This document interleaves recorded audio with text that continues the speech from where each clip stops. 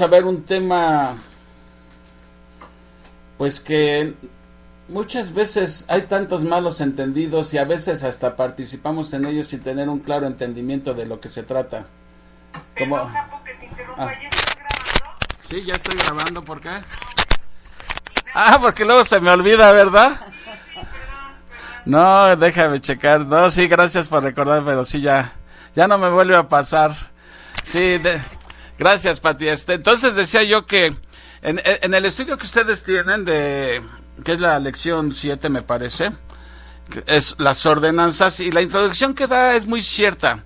Habla de un niñito que el himno estaba cantando un canto cristiano y decía elevo un himno de alabanza, y él no entendía bien y él decía elevo un indio a la balanza, y entonces dice estaba cantando pero sin realmente entendimiento. Y muchas veces nosotros, pues hoy vamos a ver las ordenanzas y a veces participamos y también como que no tenemos un claro entendimiento de qué se trata, ¿no? Y entonces esperemos con la ayuda de Dios esta noche nos permita entender claramente las ordenanzas que nos marca la Biblia. Y la primera pregunta que se me ocurre es, ¿qué es una ordenanza? A ver, ¿quién me dice qué es una ordenanza? ¿O qué entendemos por una ordenanza? ¿Y cuántas ordenanzas hay? A ver, para ir calentando motores, ¿quién me dice qué entiende por una ordenanza? A ver, ¿quién dice yo? ¿Una ley? A ver, ¿qué otra opinión? Ordenanza. Algo que tiene que ser cumplido. Bueno, tanto como una ley, miren, Una otra ordenanza es un mandato. un mandato, pero hablando propiamente dicho, hay 3 requisitos. Pongan atención, mis hermanos. 3 requisitos hay para considerar un acto como una ordenanza, ¿sí? Primeramente, que haya sido instituida por Jesús. Es más, que Jesús haya dado la orden, ¿sí?, de que se debe de celebrar, ¿sí? Segundo, que esta ordenanza se vea que se practicaba en la iglesia primitiva, es decir, que la encontramos en el libro de los Hechos.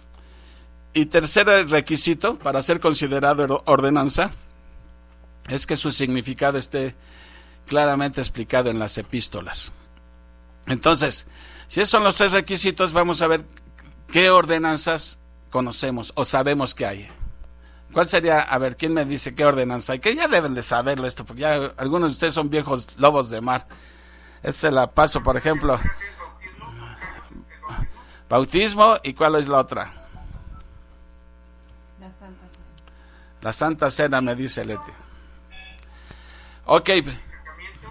¿Cuál? La Santa Cena. La Santa Cena, el bautismo. Pero a ver, les voy a hacer una pregunta.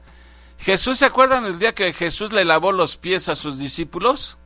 Él les dijo que eso que él había hecho, ellos también debían hacerlo. O sea, Jesús también ahí estaba dando un mandato. Lavarse los pies, lo que le llaman algunos el lavamiento de los pies. Mi pregunta es, ¿por qué la iglesia no practica el lavamiento de los pies? ¿Será que porque nos apestan o por qué será? Porque no lo dice el libro de los Hechos. Muy bien, Yola. Por un lado, no vemos que en el libro de los Hechos se mencione que practicaban la iglesia primitiva el lavamiento de los pies. ¿Y la otra razón cuál es? Ya hasta les di la pista. En las epístolas. Solamente Cristo lo pudo haber hecho. No, pero de acuerdo a lo que dije, Leti, a ver. Que tampoco aparece en las epístolas. Exactamente, miren. Tanto el lavamiento de los pies, como el bautismo, como la cena del Señor, las 3 las instituyó Jesús. Pero el lavamiento de los pies no lo vemos, no lo encontramos en el libro de los Hechos. Ni tampoco encontramos que se nos explique en las epístolas. Entonces, en cambio, el bautismo lo instituyó Jesús, ¿sí? Lo vemos que se practicaba en el libro de los Hechos y las epístolas nos explican su significado. Lo mismo la cena del Señor, Jesús la instituyó, ¿sí? Vemos que la iglesia primitiva lo practicaba y se nos explica el significado en las epístolas. Por eso normalmente la mayoría de las iglesias toman como solamente 2 ordenanzas, que son el bautismo y la cena del Señor, ¿sí? Y esas son las dos a los que nos vamos a abocar esta noche. Miren, pónganse bien abusados, mis hermanos. Ahorita vamos a hablar un poco del bautismo, de la cena del Señor, y hasta el último vamos a resolver el estudio, ¿sí? Porque ya escuchando estas explicaciones ya se nos va a hacer más fácil contestar el estudio. Entonces, a ver, la primera pregunta que vendría a mi mente es, ¿por qué es importante el bautismo? Vamos a hablar del bautismo. ¿Por qué es importante el bautismo? A ver, ¿quién me dice por qué es importante el bautismo? Pero porque es una ordenanza. Para empezar, porque es una ordenanza. ¿Sí? Es un mandato. Pero una razón también es que vean sus Biblias en Mateo 3:16. Mateo 3:16. Y la primera razón que encontramos por qué es importante el bautismo es porque Cristo mismo fue bautizado. Vámonos a nuestras Biblias, Mateo 3:16.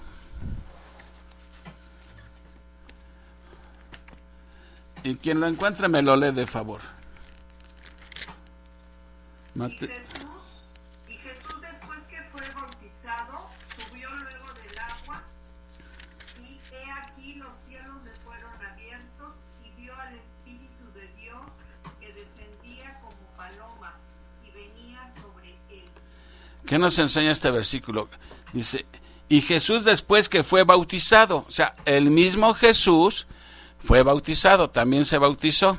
Ahora, ¿ustedes han escuchado esto de que el bautismo es para quitar pecados? ¿Lo han escuchado? ¿Han escuchado, verdad? ¿En dónde enseñan esos? En el catolicismo enseñan que el bautismo sirve para quitar pecados, ¿sí? Ahora bien, mi pregunta es, ¿por qué Cristo fue bautizado? ¿Él tenía pecado? ¿Qué nos enseña este versículo? Que el bautismo nada tiene que ver con quitar pecados. Nada en lo absoluto. El mismo Señor Jesús fue bautizado y no me digan que él era pecador. Entonces, el bautismo nada tiene que ver con quitar pecados. Ahora, aquí también hay en este versículo algo interesante que nos dice, a ver si la captaron, dice, y Jesús después que fue bautizado, subió luego del agua. Luego entonces, ¿cómo fue bautizado? No, como en espíritu, en inmersión, exactamente, luego que subió del agua, ¿sí? Esto indica que fue sumergido, ¿sí? ¿Recuerdan ustedes cuando vimos no me acuerdo qué clase fue, pero que les expliqué qué significa la palabra bautizo? Literalmente, ¿qué significa la palabra bautizo? Sumergir. Viene del griego baptizo, que significa sumergir. Entonces, la misma palabra nos indica el método bíblico de bautizar, por inmersión, o sea, sumergir, ¿sí? Entonces, aquí vemos claramente que el mismo Señor Jesús fue... A ver, ¿quién se acuerda en dónde fue bautizado Jesús? En el río Jordán. Perfecto, muy bien. Bueno, entonces, primera razón por qué el bautismo es importante es porque el mismo Jesús se bautizó. Ahora, si Jesús se bautizó, vean lo que dice Primera de Pedro 2:21. Vámonos a Primera de Pedro, y ahí vemos segunda razón por la cual el bautismo es importante. Segunda de Pedro 2:21. Primera de Pedro, Primera de Pedro.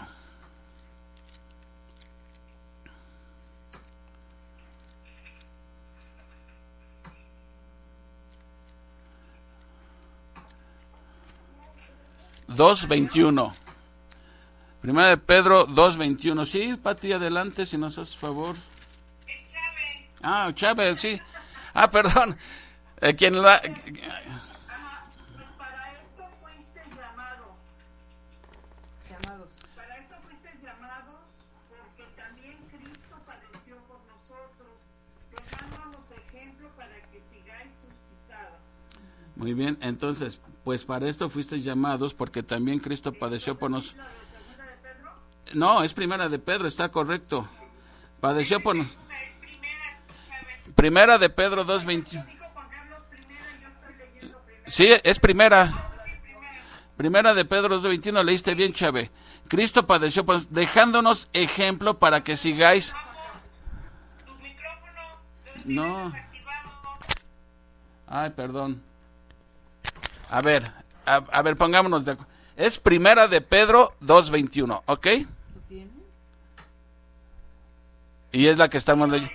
Es la que leyó Chávez y la que estoy leyendo yo. Dice, pues para esto fuisteis llamados, está diciendo Pedro, porque también Cristo padeció por nosotros, dejándonos ejemplo para que sigáis sus pisadas. Entonces, aquí hay otra razón, ¿sí? Porque debemos seguir sus pasos, debemos seguir su ejemplo. O sea, Jesús no pidió nada que no nos diera el ejemplo, ¿sí? Él pidió que nos bautizáramos y él mismo puso el ejemplo, él mismo también se bautizó, ¿sí? Y aclaramos que el bautismo nada tiene que ver con quitar pecados, ¿sí? Ya vimos que de acuerdo al versículo que vimos en Mateo, el bautismo es por inmersión, ¿ok? Tercera razón por la que debemos ser bautizados o por qué es importante el bautismo, vámonos a Juan 4:1-2 y vamos a ver que el mismo Jesús aprobó que sus discípulos bautizaran. Juan, el Evangelio 4:1-2.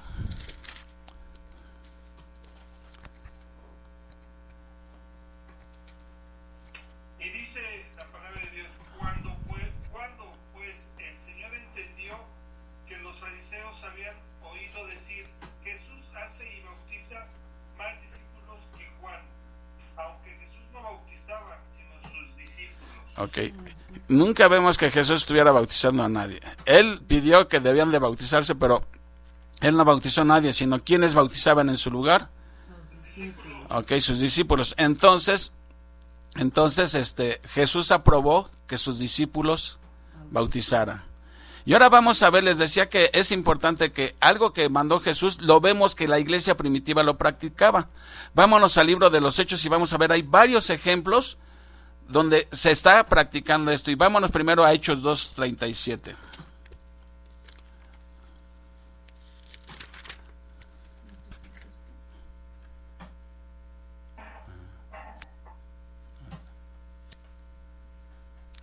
Mientras lo encuentran, Hechos 2:37, recuerden que en Mateo 28 Jesús dijo ir por todo el mundo, ¿sí? Hacer discípulos y bautizarlos, ¿sí? Entonces, Cristo mandó que las personas fueran bautizadas, en Mateo 28:19 ahí lo dice. Ahora vamos a ver cómo esto sí se llevaba a cabo en el libro de los Hechos. Hechos 2:37.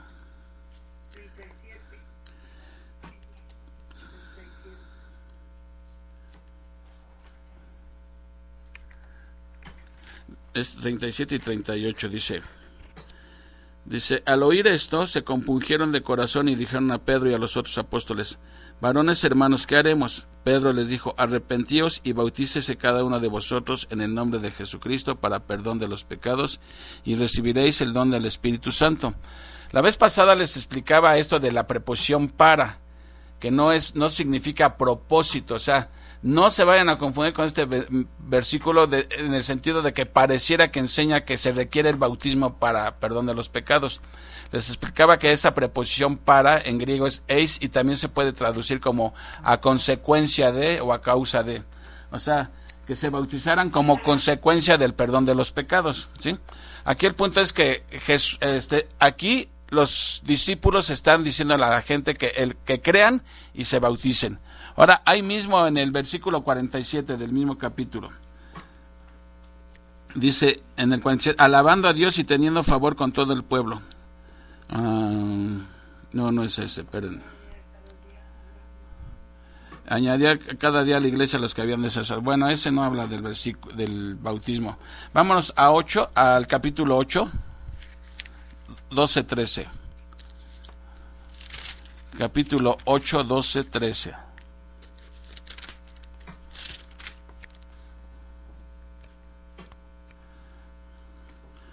Ya lo tienen, capítulo 8 del libro de los Hechos, versículos 12 y 13. Dice, pero cuando creyeron a Felipe, que anunciaba el evangelio del reino de Dios y el nombre de Jesucristo, ¿qué hacían? ¿Qué dice ahí? Se bautizaban hombres y mujeres. Seguimos viendo cómo la iglesia primitiva ponía en práctica la ordenanza de Cristo. Se bautizaba la gente, ¿sí? Vámonos ahora al versículo 36. Miren, este lo vamos a leer desde el 26, para agarrar el contexto. Ok. Hechos 8:26 dice: un ángel del Señor habló a Felipe, diciendo: levántate y ve hacia el sur, por el camino que desciende de Jerusalén a Gaza, el cual es desierto. Entonces él se levantó y fue. Y sucedió que un etíope eunuco, funcionario de Candace, reina de los etíopes, el cual estaba sobre todos sus tesoros y había venido a Jerusalén a adorar, volvía sentado en su carro y leyendo al profeta Isaías. A ver, hay una pausa. Nos está hablando aquí de un etíope, no nos está hablando de un judío. ¿Sí detectaron eso?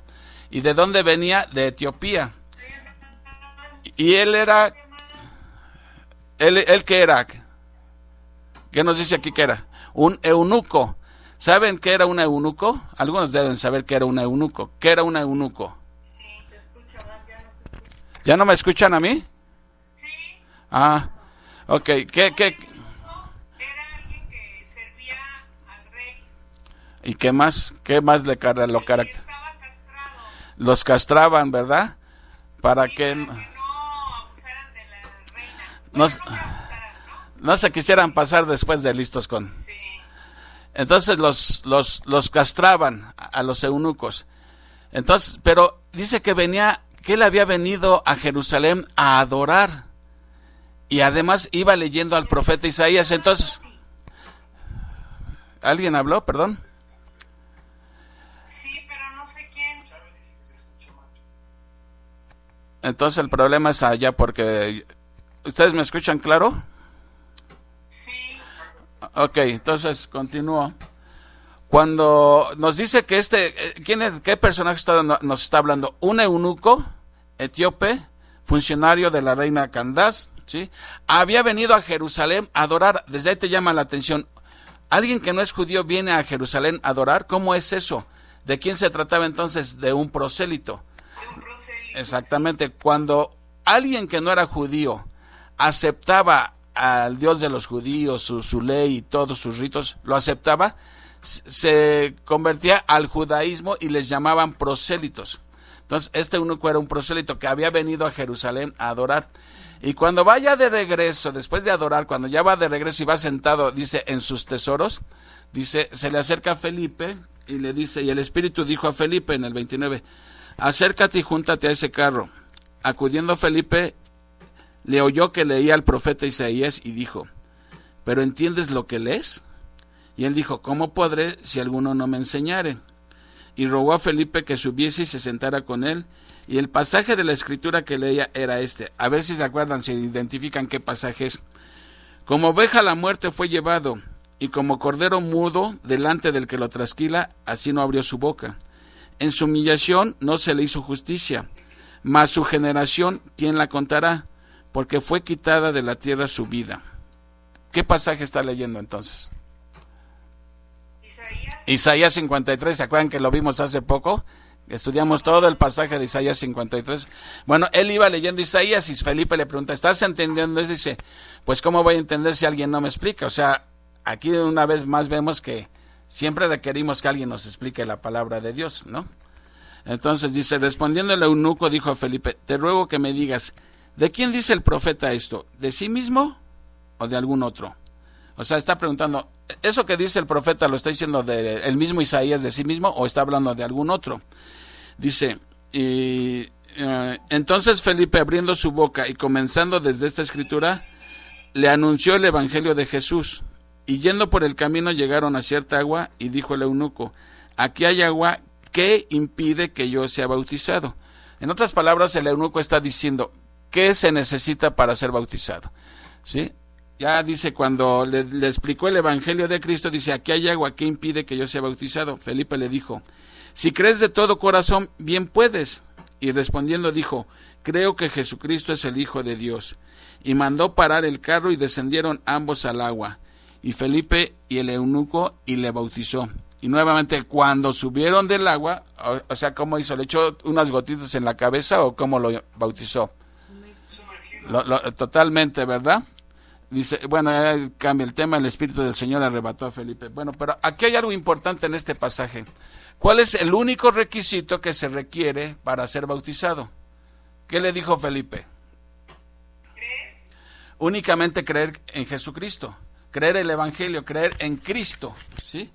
Entonces, lo único que se requiere para ser bautizado es haber creído en Jesucristo.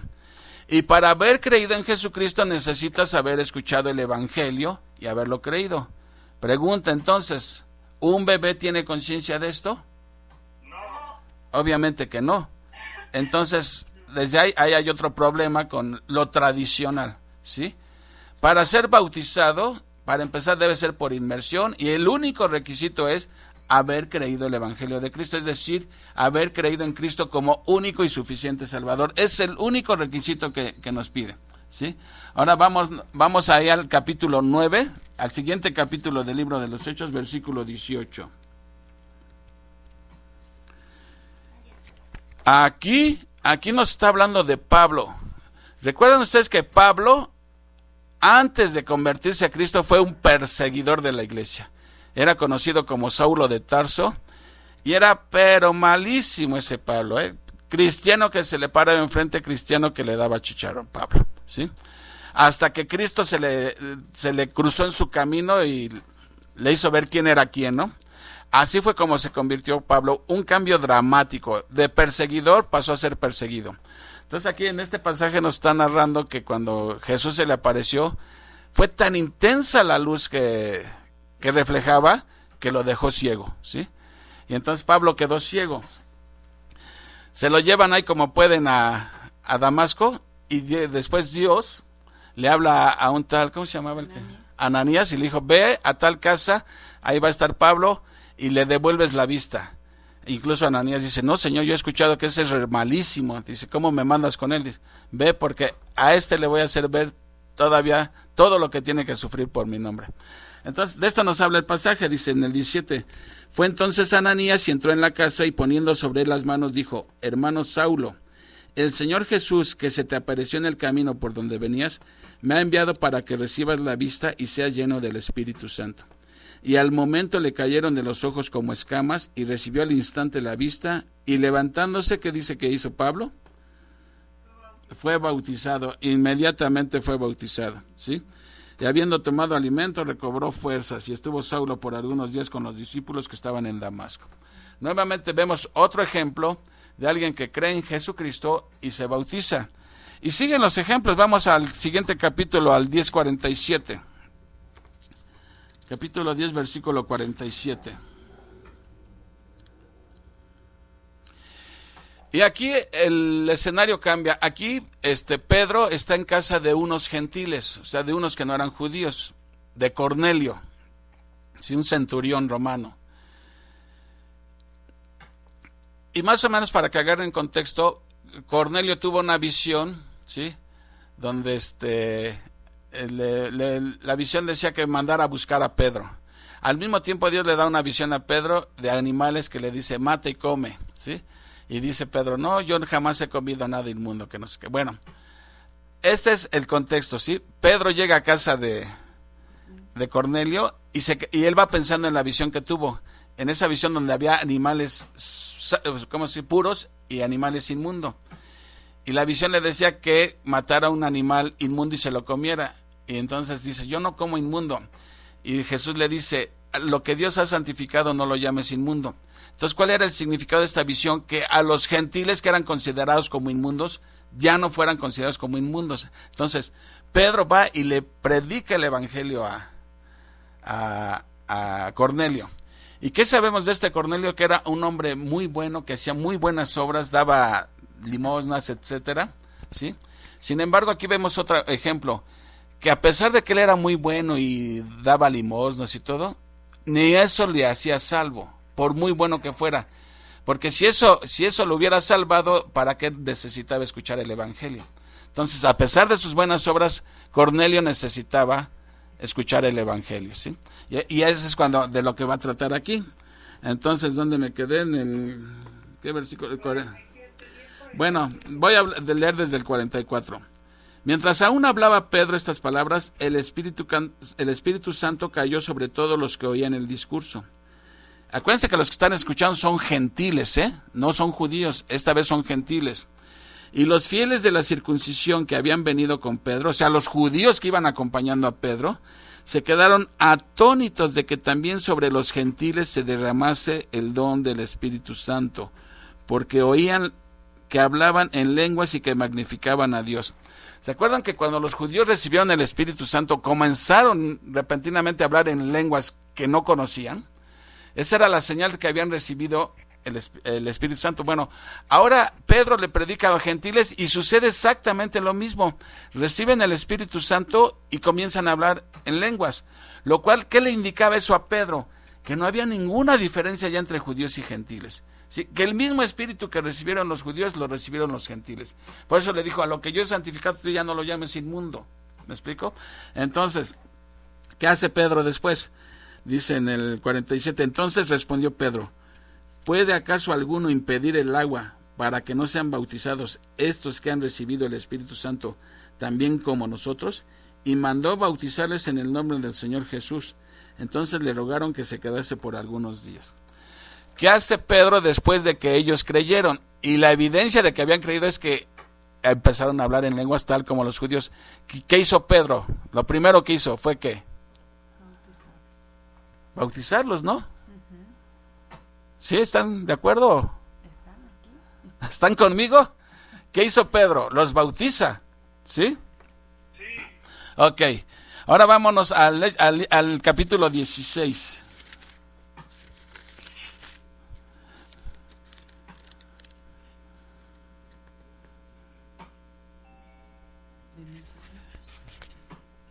Del libro de los Hechos. Ok. Ahora aquí Pablo se encuentra en una ciudad que se llama Filipos, una ciudad europea. Y cuando él llega a Filipos se va a predicar al río, ¿sí? Y ahí había mujeres lavando ahí sus trapitos. Entre chismoleo y lavando ropa, ahí se encontraba un grupo de mujeres. Y Pablo va y predica en el río. Y las mujeres están escuchándolo. Pero la Biblia nos dice que había una mujer llamada Lidia. Lidia, que Dios había de antemano preparado su corazón para que cuando Pablo diera el mensaje, ella creyera, ¿sí? Entonces, esa es la mujer que vamos a ver ahorita, ¿sí? Entonces, dice en el 14, entonces una mujer llamada Lidia, vendedora de púrpura de la ciudad de Tiatira, que adoraba a Dios, estaba oyendo, y el Señor abrió el corazón de ella para que estuviese atenta a lo que Pablo decía. Y cuando fue bautizada y su familia nos rogó diciendo, si habéis juzgado que yo sea fiel al Señor, entrad en mi casa y posad, y nos obligó a quedarnos. Entonces aquí vemos que esta mujer Lidia también fue bautizada, creyó y se bautizó. Y vean lo que dice el versículo 33 de ese mismo capítulo. Después de esta situación, Pablo es encarcelado. Lo llevan a la cárcel ahí en la ciudad de Filipos. Hay un terremoto, se caen las rejas de la prisión. El carcelero piensa que ya se le escaparon los presos y piensa suicidarse porque de todos modos lo iban a matar por haberse dejado que se le escaparan los presos.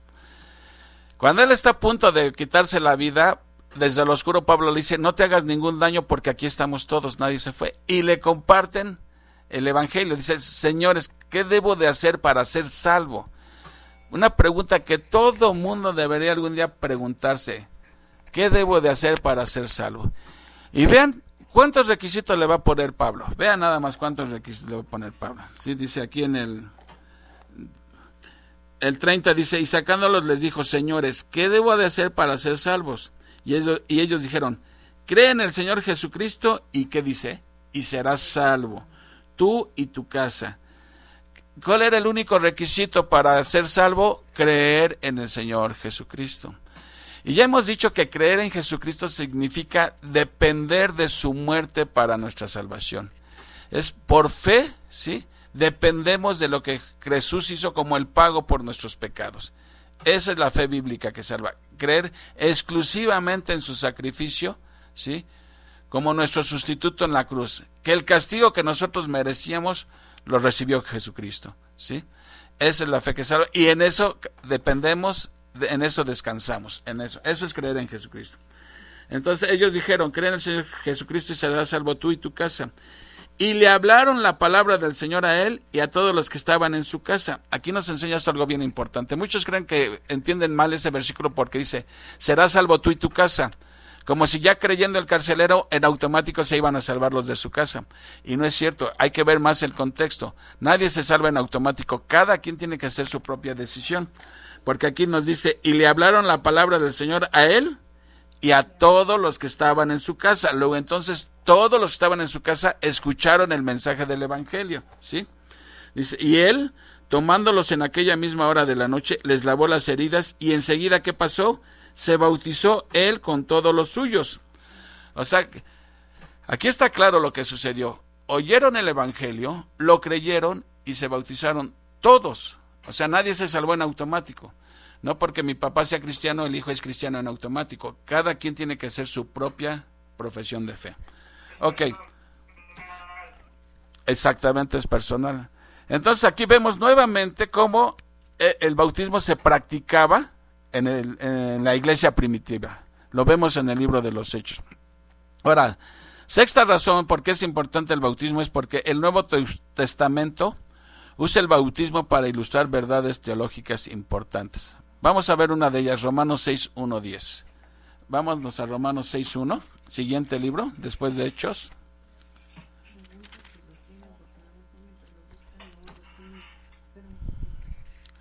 Romanos 6. Y aquí Pablo va a hablar acerca del bautismo en el Espíritu. Pero toma como ejemplo el bautismo en agua, para ilustrar lo que sucedió espiritualmente. ¿Ya estamos en Romanos 6? Dice Pablo, ¿qué pues diremos? ¿Perseveraremos en el pecado para que la gracia abunde? En ninguna manera. Porque los que hemos muerto al pecado, ¿cómo viviremos aún en él? ¿O no sabéis que todos los que hemos sido bautizados en Cristo Jesús, hemos sido bautizados en su muerte? Aquí Pablo está hablando de un bautismo, pero ¿de qué clase de bautismo está hablando? ¿Está hablando aquí del bautismo en agua? ¿O del bautismo en el Espíritu? Acuérdense que cuando la Biblia habla en bautismo puede referirse al bautismo en agua o al bautismo en el Espíritu. Aquí Pablo está diciendo que los que hemos creído en Jesucristo hemos sido bautizados en Cristo, en su muerte. O sea, eso sucede, el bautismo en el Espíritu sucede justamente cuando el pecador pone su fe en Jesucristo, ¿sí? En ese momento, ¿sí?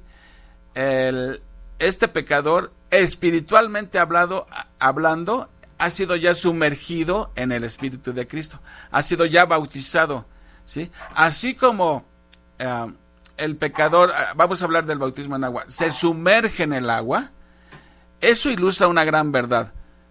La inmersión significa nuestra muerte. El viejo hombre, ¿sí? El viejo hombre ha muerto, ¿sí? Ahora bien, salir del agua significa la resurrección, la nueva vida, ¿sí? Entonces el bautismo en agua lo que hace es ilustrar lo que sucedió espiritualmente. ¿El bautismo en el Espíritu es visible a los ojos del hombre? No lo vemos, eso solamente Dios lo ve, ¿sí? O sea, pero para que nos demos una idea de qué fue lo que sucedió, para eso es el bautismo en agua, para ilustrarnos una gran verdad teológica. Así como el pecador fue sumergido en agua, y eso simboliza su muerte, ¿sí? Y salir del agua significa su resurrección, simboliza su resurrección. Eso sucedió espiritualmente antes, cuando la persona puso su fe en Jesucristo. Entonces, cuando la persona puso su fe en Jesucristo, uno es sumergido, o sea, es uno bautizado en el Espíritu, ¿sí? ¿Para qué? Para nueva vida. Entonces, esto ilustra una cosa. ¿Cuándo morimos nosotros? La muerte de Jesucristo fue nuestra muerte. Cuando Cristo murió, nosotros morimos juntamente con Él. Y cuando Cristo resucitó, nosotros resucitamos juntamente con Él. Esto es la doctrina de la unión con Cristo. El creyente es unido a Cristo porque es puesto en el cuerpo de Cristo. Entonces todo lo que aplica a Cristo, aplica al creyente. Por eso dice Pablo, ya no podemos perseverar en el pecado, ¿sí? Porque ya hemos muerto al pecado, ¿sí? Y hemos resucitado a novedad de vida, ¿sí? Entonces, cuando estudiamos Romanos, acuérdense que decimos que aunque hemos muerto al pecado, todavía batallamos con el pecado y hablábamos porque todavía tenemos algo que se llama la carne. Pero bueno, algún día estudiaremos a más profundidad Romanos. Pero entonces la cosa es aquí que el bautismo en agua, ¿sí?, sirve para ilustrar lo que sucedió espiritualmente, ¿sí? Así como te sumergieron en agua y después saliste y simboliza muerte y resurrección, así eso sucedió espiritualmente antes. Entonces, ¿cuándo sucede el bautismo en el Espíritu? Cuando uno cree en Jesucristo. ¿Cuándo sucede el bautismo en agua? Pues cuando tomas la decisión de obedecer a Jesucristo, ¿sí? No es lo mismo, son dos cosas diferentes. Una, el bautismo en agua ilustra lo que es el bautismo en el Espíritu, ¿sí? Lo que entiendo es que cuando hemos creído en Cristo como nuestro único y suficiente Salvador, ¿sí?, estamos muriendo con Cristo, ¿sí? Estamos enterrando la vida vieja. Cuando resucitamos, estamos resucitando a una vida nueva, ¿sí? Eso es el bautismo en espíritu, pero el bautismo en agua es un testimonio público de que yo he creído en Cristo. Se lo estoy diciendo a todos los que están a mi alrededor. Me he identificado con Cristo. Es correcto. Gracias por recordarme esto del testimonio. También es una manera pública de decir, creo en Cristo. ¿Por qué? Porque acuérdense que el bautismo es un acto de identificación, ¿sí? Yo les decía que en los tiempos de Pablo, la palabra bautizo significaba sumergir.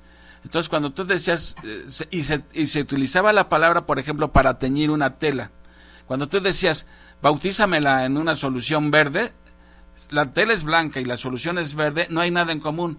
Cuando la sumergen y la sacan, ahora sí ya hay algo en común. Ahora sí ya la tela se identifica con la solución en la cual fue sumergida, ¿sí? Entonces el bautismo también significa un acto de identificación. Cuando uno se bautiza por el agua, no solamente está ilustrando lo que hizo Cristo en su vida, de morir y darle nueva vida al pecador, sino que es una manera pública de decir, me identifico con Cristo, me identifico con el mensaje de Cristo. Entonces, por eso es importante el bautismo, porque nos identifica con aquel en el cual o en el nombre de quien nos estamos bautizando. Cuando yo me bautizo en el nombre de Cristo, significa que me identifico con el mensaje de Cristo. ¿Y cuál era el mensaje de Cristo? Que todo aquel que pusiera su fe en Él tenía vida eterna. Y eso es lo que ilustramos con el bautismo en agua. Ahora, la pregunta sería entonces, creo que a todos nosotros, la mayoría de nosotros, si no es que todos, venimos de un trasfondo católico. Entonces, muchas veces la pregunta que surge es, bueno, ¿y si a mí ya me bautizaron de chiquito, debo volver a bautizarme? A ver, la respuesta sería entonces que ya vimos que para ser bautizado en Cristo, ¿sí?, necesitas haber creído en Cristo. Y el método bíblico es por inmersión.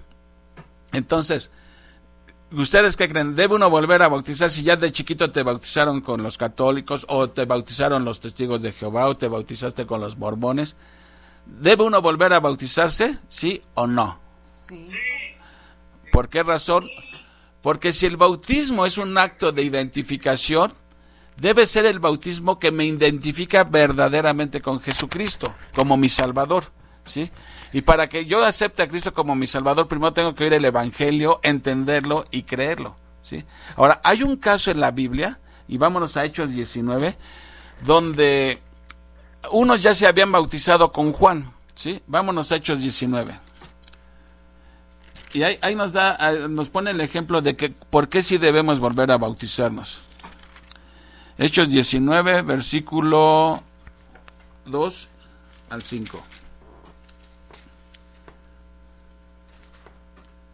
Miren, vamos desde el versículo 1. Ya estamos en Hechos 19. Aconteció que entre tanto que Apolos estaba en Corinto, Pablo, después de recorrer las regiones superiores, vino a Éfeso, a la ciudad de Éfeso, y hallando a ciertos discípulos les dijo, ¿recibisteis el Espíritu Santo cuando creísteis? Y ellos le dijeron, ni siquiera hemos oído si hay Espíritu Santo. Entonces dijo, ¿en qué pues fuisteis bautizados? Ellos dijeron, en el bautismo de Juan. Dijo Pablo, Juan bautizó con bautismo de arrepentimiento, diciendo al pueblo que creyesen en aquel que vendría después de él, esto es, en Jesús el Cristo. Cuando oyeron esto, fueron bautizados en el nombre del Señor Jesús, y habiéndole impuesto Pablo las manos, vino sobre ellos el Espíritu Santo, y hablaban en lenguas y profetizaban. Eran por todos unos 12 hombres. Bueno, aquí, ¿qué nos está explicando aquí? Aquí hay un caso de 12 personas que eran discípulos de Juan el Bautista, que se bautizaron con Juan el Bautista, o mejor dicho, Juan el Bautista los bautizó a ellos, ¿sí? ¿Sí? Pero ese mensaje con Juan, ¿qué significaba? Que el que se bautizaba con Juan se identificaba con el mensaje de Juan. Entonces ahora hay que ver cuál era el mensaje de Juan. El mensaje de Juan era que después de él iba a venir otro más grande que él, mayor que él, a él tenían que seguir. Entonces vamos a imaginar que aquí tengo yo a Juan el Bautista, lo escucho predicar, que dice, después de mí viene otro mayor que yo, a él tienen que seguir. Entonces, si yo creía lo que él decía, me bautizaba con Juan, y esto significaba que yo creía el mensaje de Juan, ¿sí? Me identificaba con ese mensaje, que después iba a venir uno más grande. A ese nivel se quedaron estas 12 personas. Se bautizaron con Juan, ¿sí? Creyeron el mensaje de Juan, que después iba a venir uno mayor que él. Entonces no habían escuchado el Evangelio. Ya Jesús ya había venido, ya había muerto, ya había venido el Espíritu Santo, y ellos ni siquiera se habían enterado de eso. Y le dice, pues ¿en qué se bautizaron? Pues con Juan. Entonces se quedaron en el mensaje de Juan. Entonces Pablo no les dice, bueno, con ese basta, no hay problema. De todos modos era como la antesala. No, Pablo les dice, esto es lo que ha pasado. Jesús ya vino, ya murió, ya pagó por nuestros pecados. Por la fe tienes perdón de pecado. ¿Lo crees, sí o no? Sí. Pues bautízate, aunque ya te hayas bautizado con Juan, bautízate en el nombre de Jesucristo. Porque ahora este bautismo te va a identificar con Jesucristo. ¿Me explico? Entonces, no importa en qué te hayas bautizado, ¿sí? Si no te bautizaste en el nombre de Jesucristo, realmente no estás bautizado. No estás bautizado. ¿Sí? ¿Me explico? Entonces, porque si yo me bauticé, vamos a poner con los mormones, me estoy identificando con un mensaje que no es bíblico, que enseña salvación por obras. Si me bauticé con los testigos de Jehová, no importa, eso me está identificando con otro mensaje erróneo que enseña salvación por obras. Lo mismo en el catolicismo, me bautizaron a mí, para empezar, ni me pidieron parecer, ahí me llevaron, y eso me está identificando con un mensaje equivocado, que un mensaje que enseña salvación y obras para ser salvo. Entonces, tiene que ser en el mensaje de Cristo, en el Evangelio de Cristo. Y el Evangelio de Cristo es salvación por medio de la fe, sin nada que tenga que ver las obras, por medio de la fe únicamente. Hemos estado viendo tantos pasajes donde las obras no cuentan para nada en la salvación, es solamente tu fe en el sacrificio de Cristo, lo que nos justifica, ¿sí? Entonces, cuando uno cree eso, se bautiza. Ahora, vamos a suponer que alguien no se bautiza. Entonces, ¿ya no va a ser salvo? Hay que entender esto perfectamente bien, ¿sí? ¿El bautismo es un requisito para ser salvo? Bueno, entonces si Jesús lo ordenó, y yo he creído en Cristo, y decido no bautizarme, ¿pierdo mi salvación? ¿Sí o no? ¿Y qué va a pasar entonces? Vamos a suponer que alguien dice, yo no me bautizo. Tú me dijiste que la salvación es por obras. Entonces, si pierdo mi salvación, eso significaría que el bautismo sí era por obras. Entonces, me faltó cubrir un requisito. Entonces, ¿qué es lo que pasa? A ver, vamos a suponer, alguien no se bautiza, ¿qué va a pasar con él? Nada. O sea, si cree en Cristo no pasa nada, ¿no? Porque también el mismo Espíritu va a ir obrando en la persona. O sea, obviamente, mientras más conoces lo que pide Dios de ti, pues tratas de agradarlo más a Él. Entonces, obviamente cuando entiendes la ordenanza, pues lo haces. Pero si la persona decide no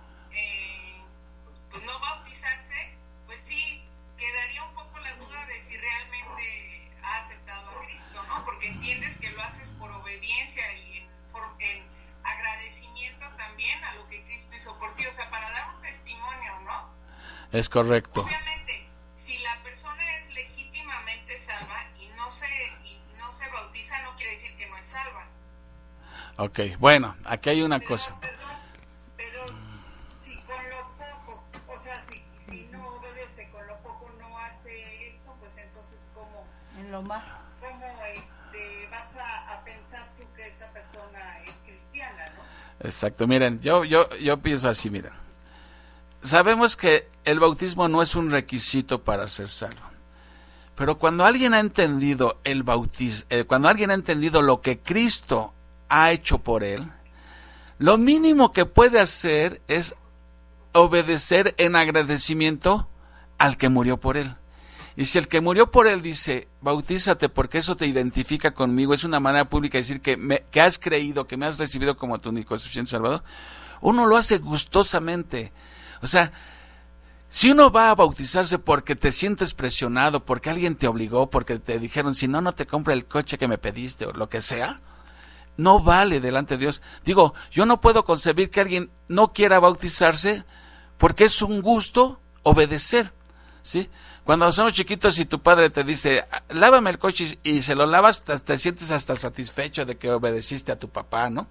Bueno, imagínate con mayor razón obedecer al que murió por mí. Entonces, no concibo que alguien no quisiera bautizarse, ¿sí? Porque simplemente, si verdaderamente ha creído, dices, ¿qué puedo hacer por ti? Mira, imagínate que alguien paga una deuda inmensa que tú para ti es impagable. Y paga esa deuda, miles de millones de dólares. ¿Cuál va a ser tu trato a partir de ese momento con esa persona? Que tú nunca le vas a poder pagar el $1,000,000. Pero lo mínimo que puedes es llega a tu casa y vieja, échale más agua a los frijoles, que ya llegó fulano. O sea, tratas de vivir agradándole, ¿sí? Exactamente. Entonces, ahora bien, si una persona, como decía Chávez, si una persona no obedece en lo mínimo, que es bautizarse, ¿cómo podríamos esperar obediencia en cosas que requieren más ayuda de Dios? Digamos, si no se bautiza en algo tan elemental, tan simple, y cuando Dios le pida, tienes que perdonar al que te ha hecho daño, ¿cómo va a poder hacer eso? Si no obedece en lo mínimo, ¿cómo va a poder obedecer en lo más? ¿Sí? Entonces, ahora, acuérdense que la ordenanza es un acto de obediencia, y Dios siempre...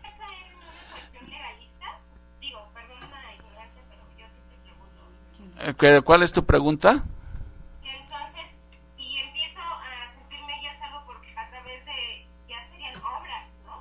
Entonces ahí sí, si no creo si creo en Dios, pero si Dios me dice, bueno, me tengo que bautizar, y a lo mejor X persona no le dio tiempo o lo que sea de bautizarse, entonces... bueno, espérame. Ahorita vamos a ver el caso de alguien que no se bautizó y vamos a ver por qué el bautismo no es requisito y vamos a utilizar la Biblia. Pero, ¿qué estaba yo diciendo antes de que...? Que si no obedecen lo menos, ¿cómo va a obedecer en lo menos? Que la obediencia siempre trae bendición. Siempre.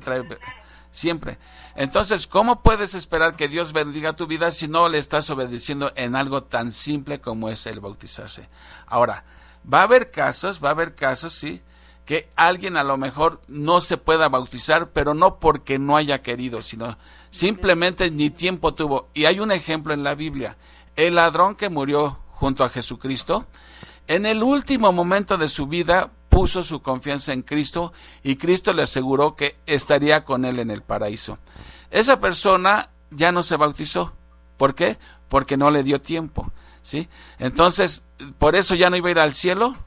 Evidentemente que nada, o sea, no se bautizó porque no pudo bautizarse. Seguramente si hubiera podido bautizarse, se hubiera bautizado. Ahora, vamos a ver que el bautismo no es un requisito para ser salvo, porque miren, vamos rápidamente a 1 Corintios 14. Y ahí nos muestra claramente que el bautismo no es un requisito para ser salvo, es un acto de obediencia, ¿sí? Pero no es requisito para ser salvo. El que no se bautice simplemente va a tener que darle cuentas a Dios por qué no se quiso bautizar, por qué no obedeció, ¿sí? Pero no va si verdaderamente confió, no pierde su salvación.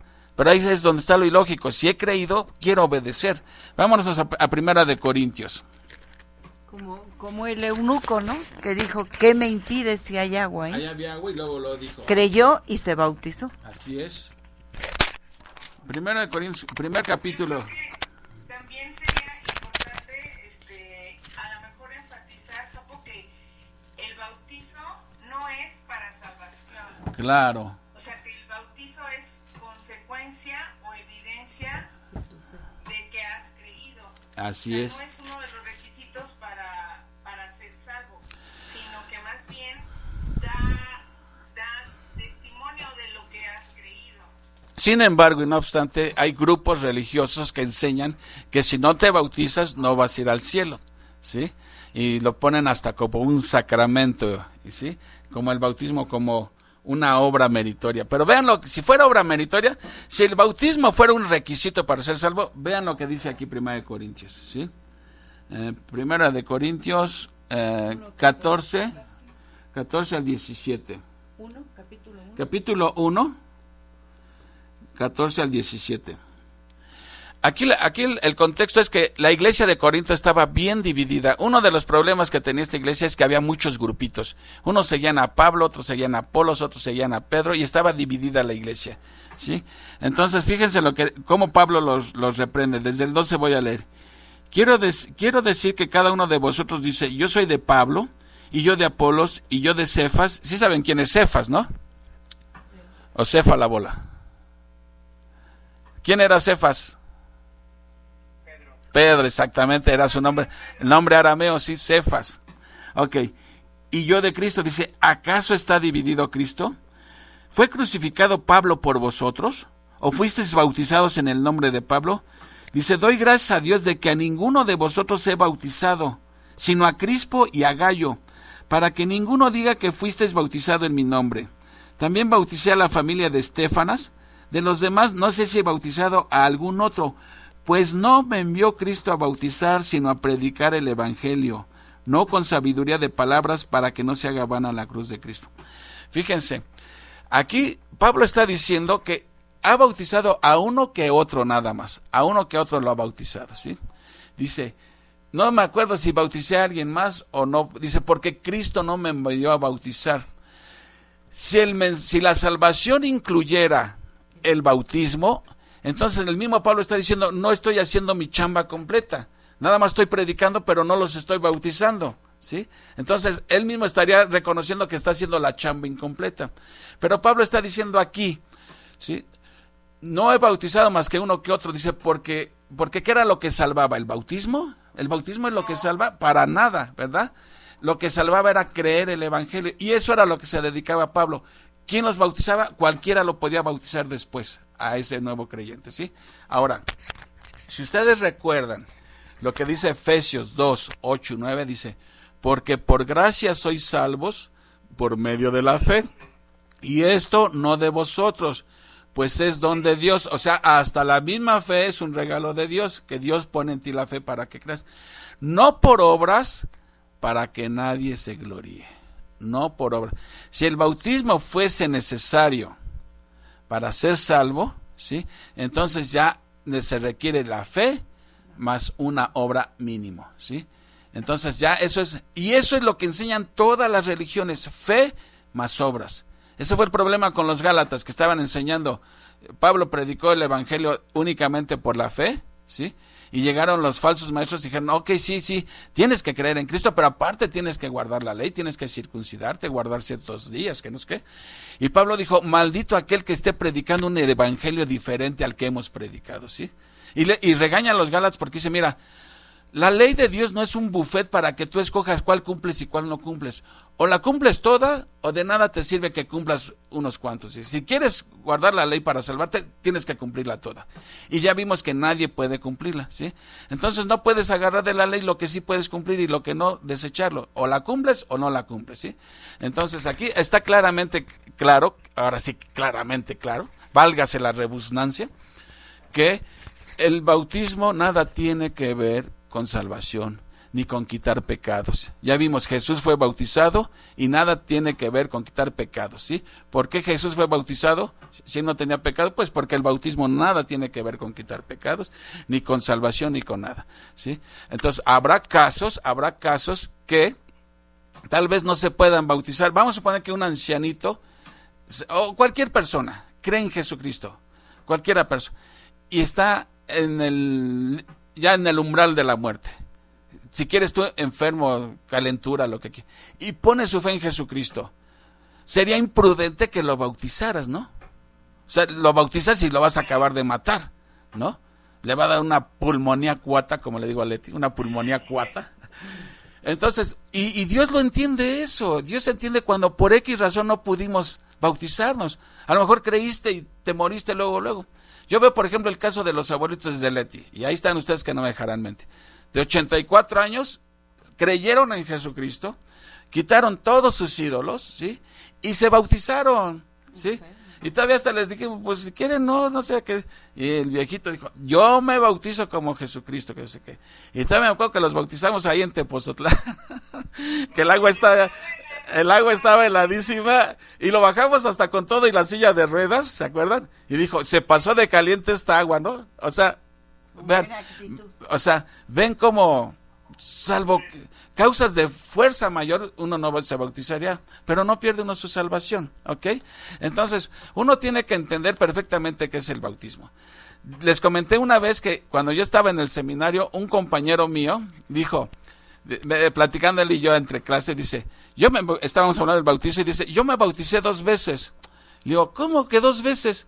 Y dice, sí, porque cuando la primera vez que me bauticé, siendo ya cristiano, ni entendía qué era el bautismo. Nada, dijeron, va a haber bautizo en la iglesia, ¿quién se quiere bautizar? Yo alcé la mano y me bautizaron. Pero la verdad es que ni entendía qué era. Sí, ya hasta después que entendí, que empecé a estudiar las escrituras, ya entendí qué era el bautismo y ya me bauticé, ahora sí ya con conocimiento de causa. Así que me bauticé 2 veces. Le digo, discúlpame, pero no te bautizaste 2 veces. El primero no fue bautizo, ese fue un simple chapuzón nada más, que nada tiene que ver con el bautismo. Y dijo, tienes razón, eso no fue bautismo. Y después me dijo, ¿cuándo me invitas a predicar a tu iglesia? Y le digo, nada más no vayas a predicar sobre el segundo bautizo, que no sé qué, ¿no? Bueno, ahí estamos viendo el caso de un creyente que fue bautizado sin tener ni conciencia de lo que era el bautismo. Entonces, cuando una persona se bautiza, tiene que entender lo mínimo elemental de qué significa el bautismo. Si no le pasa lo que la introducción está del estudio, que en lugar de cantar una cosa, cantan otra cosa y no tiene ningún sentido, ¿sí? No hay entendimiento. Entonces, me explico por qué es importante entender el bautismo. Porque cualquiera puede decir, pues va a haber bautizos, vámonos, me van a meter en el agua y luego hay picnic. Y no entienden realmente el valor espiritual de lo que significa el bautismo, ¿sí? Entonces tiene uno que bautizarse, pero con conocimiento de causa de lo que Cristo ha hecho por nosotros y que hemos creído y que nos identificamos con Él y que es un gozo decir públicamente, soy cristiano. Normalmente cuando va a haber bautizos en la iglesia hay un preparatorio precisamente para saber qué es el bautismo y qué es lo que vas a hacer, ¿no? Sí, normalmente siempre que hay bautismos dan una clase ahí sobre lo que es el bautismo, pues para que nadie vaya como mi amigo que se metió, fue un simple chapuzón porque no entender ni de qué se trataba. Bueno, ¿alguna pregunta hasta aquí? Y pasamos a la cena. ¿Alguna pregunta sobre el bautismo? Ya lo vimos. ¿No? ¿Todo claro? ¿Todo claro? O sea, salvo Marce, que es nueva creyente, y todos los demás son ya creyentes de mucho kilometraje recorrido, ya van en la segunda vuelta del velocímetro. Asumo que, no, pero no la veo Irene. Sí, ahí está Irene y Viri, sí, perdón, no las había visto. Bueno, salvo ellas 3. Todos los demás ya son creyentes de años. Todos han sido ya bautizados, asumo que así es, ¿no? O hay alguien que no se haya bautizado. Todos, bueno, asumo que sí, o hay alguien que no se haya bautizado. Si no, ahorita ahí tengo un tambor de una vez. Bueno, ok, entonces, y entonces todos nos hemos bautizado en Cristo, y a todos nos habían bautizado, supongo, de chiquitos también. Pero ya vimos que eso no contó, o sea, no cuenta eso, ¿sí? Porque el único requisito para ser bautizado es creer en Jesucristo, como tu único y suficiente Salvador. The only one, lo único, ¿ok? Bueno, si ya no hay más preguntas, vámonos a lo que es la cena del Señor. Entonces, ya pasemos a la cena del Señor. La otra ordenanza fue la cena del Señor. Porque decíamos, para que se considere ordenanza, tenía que haber sido instituida por Jesús, ¿sí? Que vemos que la iglesia primitiva la practicaba, y tercero, que está explicado su significado en las epístolas. Ahora bien, yo les mandé ayer y están castigados. ¿Se acuerdan que los castigué? ¿Sí se acuerdan o no? Por andarme vacilando. Nada más porque te pusimos una música. Eso lo ocasionó Memo, y miren en qué lío los metió, porque él ni está los viernes y fue el que dijo, ¿cómo dijo? El que nada debe, nada borra, ¿verdad? Es que le tomé la foto al material con el celular y estaba bien borroso, y dije, no van a entender nada, entonces dije, la voy a escanear y se las voy a enviar. Así que espero que lo hayan leído, porque es importante esto. Miren, la cena del Señor, ¿qué entendemos por la cena del Señor? También fue instituida por Jesús. ¿Recuerdan que Jesús, ahora que tenemos bien frescos los conocimientos de Génesis y de Éxodo, ¿sí? Hay una correlación, aunque no es lo mismo, entre la cena del Señor y la Pascua. Porque recuerdan, ¿por qué Dios instituyó la Pascua en el pueblo judío? ¿Cuál era el propósito de que tenían que celebrar la Pascua cada año? Para recordar que los había sacado de Egipto. Exactamente, era un recordatorio para que nunca olvidaran cómo fue Dios grande y misericordioso de sacarlos de Egipto, con mano fuerte y poderosa. Ellos tenían que celebrar cada día 14 del primer mes del calendario judío, que era el mes de Abib, cada día 14 matar un cordero, ¿sí? Para celebrar la cena de la Pascua, y luego ya venía la de los panes sin levadura. Era para que nunca olvidaran eso, porque somos muy dados a olvidar. El ser humano es muy dado a olvidar. Rápido se nos olvida, recibimos un favor y rápido se nos olvida. Bueno, eso era con un propósito, que nunca olvidaran cómo Dios los libertó de la esclavitud de Egipto. Ahora, Cristo nos ha libertado también a nosotros de la esclavitud del pecado, ¿sí?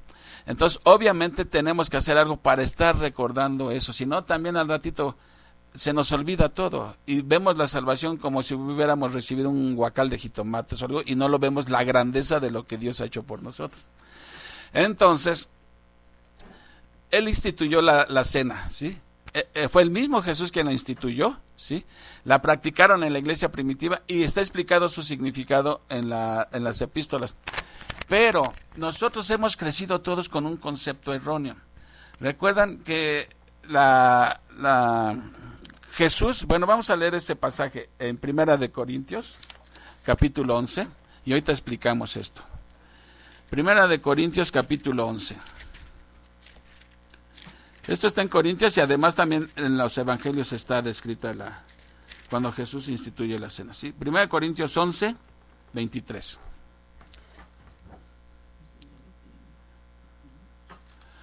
Primera de Corintios 11, 23. ¿Estamos ahí? Primera de Corintios 11, 23. ¿Sí? 11, versículo 23 en adelante. Dice así. Acuérdense que el contexto de la carta a los Corintios, Pablo les está poniendo una regañiza pero buena a los Corintios. Era una iglesia que tenía tantos dones y era la iglesia que más problemas le dio a Pablo. Carnal totalmente esa iglesia, ¿sí? Dice Pablo, porque yo recibí del Señor lo que también os he enseñado. Que el Señor Jesús, la noche que fue entregado, tomó pan, y habiendo dado gracias lo partió y dijo, tomad, comed, esto es mi cuerpo que por vosotros es partido. Haced esto en memoria de mí. O sea, ellos están celebrando la Pascua, ¿sí? Y terminando de celebrar la Pascua, Jesús instituye algo nuevo, la cena del Señor. Entonces nos dice que tomó el pan, lo partió y dijo, esto es mi cuerpo que por vosotros es partido. O sea, ustedes saben que en el catolicismo esto lo toman literalmente, y ahorita vamos a explicar eso, ¿sí? Pero miren, ¿por qué Jesús no podía estar hablando literalmente? Porque él estaba ahí presente. Estaba él presente. Exactamente. ¿Cómo el pan iba a ser él si él estaba todavía ahí?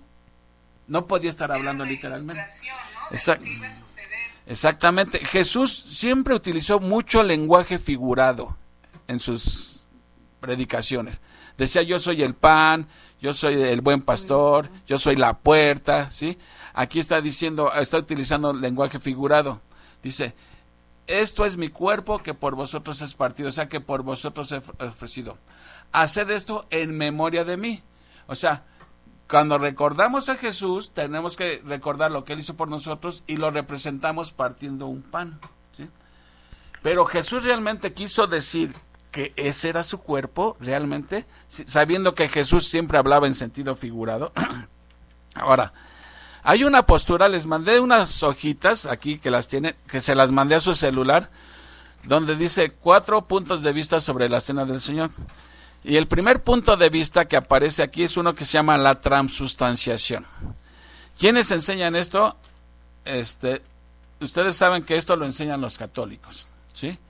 Los católicos enseñan esto. ¿Y qué es lo que enseñan esto? Miren, ahí en su cuadrito dice, lo que ellos enseñan, ustedes han visto que ellos dicen, toman la hostia, que para ellos eso es el pan, y pronuncian estas palabras, esto es mi cuerpo que por vosotros es partido. Pero ellos enseñan que literalmente ese pedazo de pan, ¿sí?, es el cuerpo de Cristo físicamente, literalmente, ¿sí? Ahora, esa simple oblea de pan, un pan común y corriente, después de que el sacerdote dice sus palabras, se convierte literalmente en el cuerpo de Cristo. Y cuando te lo dan a comer, estás tú recibiendo a Cristo, ¿sí? Ahora bien, pregunta 1. La Biblia dice, ¿cuándo recibimos a Cristo y cuántas veces? Una sola vez se recibe a Cristo y es cuando creemos en Él y para siempre, ¿sí? Ellos enseñan que cada vez que recibes la hostia, estás recibiendo el cuerpo de Cristo, ¿sí? Ahora bien, si esa simple oblea, que es un pan cualquiera, después de que el sacerdote menciona sus palabras y se convierte literalmente en el cuerpo de Cristo, ¿por qué no cambia el sabor o el color, la textura o algo? Sigue exactamente igual el pan. ¿Qué pasó? Ellos dicen, eso es a lo que ellos le llaman la transubstanciación, ¿sí? Transubstanciación. Que lo que cambió fue la esencia del pan, que no es visible ni detectable al humano, pero cambió totalmente la esencia. Y por eso recibimos el cuerpo de Cristo, ¿sí? Pero hay otra cosa curiosa, y ustedes no me dejarán mentir, que en el catolicismo te dan el pan, pero nunca te dan el vino. ¿Se recuerdan? ¿Cuántas veces te dan? Pero el vino nada más lo toma el sacerdote. Nunca se lo da. Bueno, no van ahí en contra del mismo mandato que no solamente tenían que dar el pan, sino también debían de tomar de la copa. ¿Por qué no dan la copa? ¿Por qué nada más te dan el pan y no te dan la copa? Segundo, eso que están haciendo ellos, la misa representa que están repitiendo el sacrificio de Cristo nuevamente. Cada misa es estar sacrificando a Jesucristo otra vez, ¿sí? Pero ellos dicen que este sacrificio es un sacrificio no cruento, o sea, sin derramamiento de sangre. Pero nuevamente hay otra contradicción. La Biblia dice claramente que sin derramamiento de sangre no hay remisión de pecados. Luego entonces vean cuántas cosas hacen ellos, ¿sí?, que no concuerdan con lo que dice la Biblia, ¿sí? Entonces, bueno, esta doctrina de la transubstanciación, ¿sí?, es lo que por siglos se estuvo enseñando en la Iglesia Católica, por siglos. Y uno piensa que uno está recibiendo a Cristo, ¿sí? Ahora bien, esa era la doctrina de Roma, de la Iglesia de Roma. Pero después vino Martín Lutero, si vieron sus apuntes, que espero que sí, vino Martín Lutero, que él era de extracción católica. Acuérdense que Lutero salió del catolicismo. Entonces tenía todavía mucha influencia católica, todavía muchas cosas cuando él escribió no alcanzaba a comprender todavía. Y una de las cosas que él dijo, Lutero, es, él dijo que él postuló otra postura que se llama la consubstanciación. O sea, hay transubstanciación que dice, se convierte literalmente la hostia en Cristo. Toda la hostia se volvió el cuerpo de Cristo, ¿sí? Lutero dijo, no, eso no es cierto, ¿sí? No se convierte totalmente en el cuerpo de Cristo, pero sí contiene el cuerpo de Cristo. ¿Qué está diciendo Lutero? Miren, imagínense que esta es la hostia, sí, obviamente es más chica. Bueno, el católico decía que el 100% es el cuerpo de Cristo. Lutero dijo, no es el 100%, sí está contenido el cuerpo de Cristo, pero está contenido nada más. Bueno, quiere decir que quizá el 10% es el cuerpo, o el 20% es el cuerpo de Cristo y lo demás sigue siendo pan, o el 50%, o sea, nuevamente Lutero, bajo la influencia católica que él traía, estaba interpretando esto literalmente.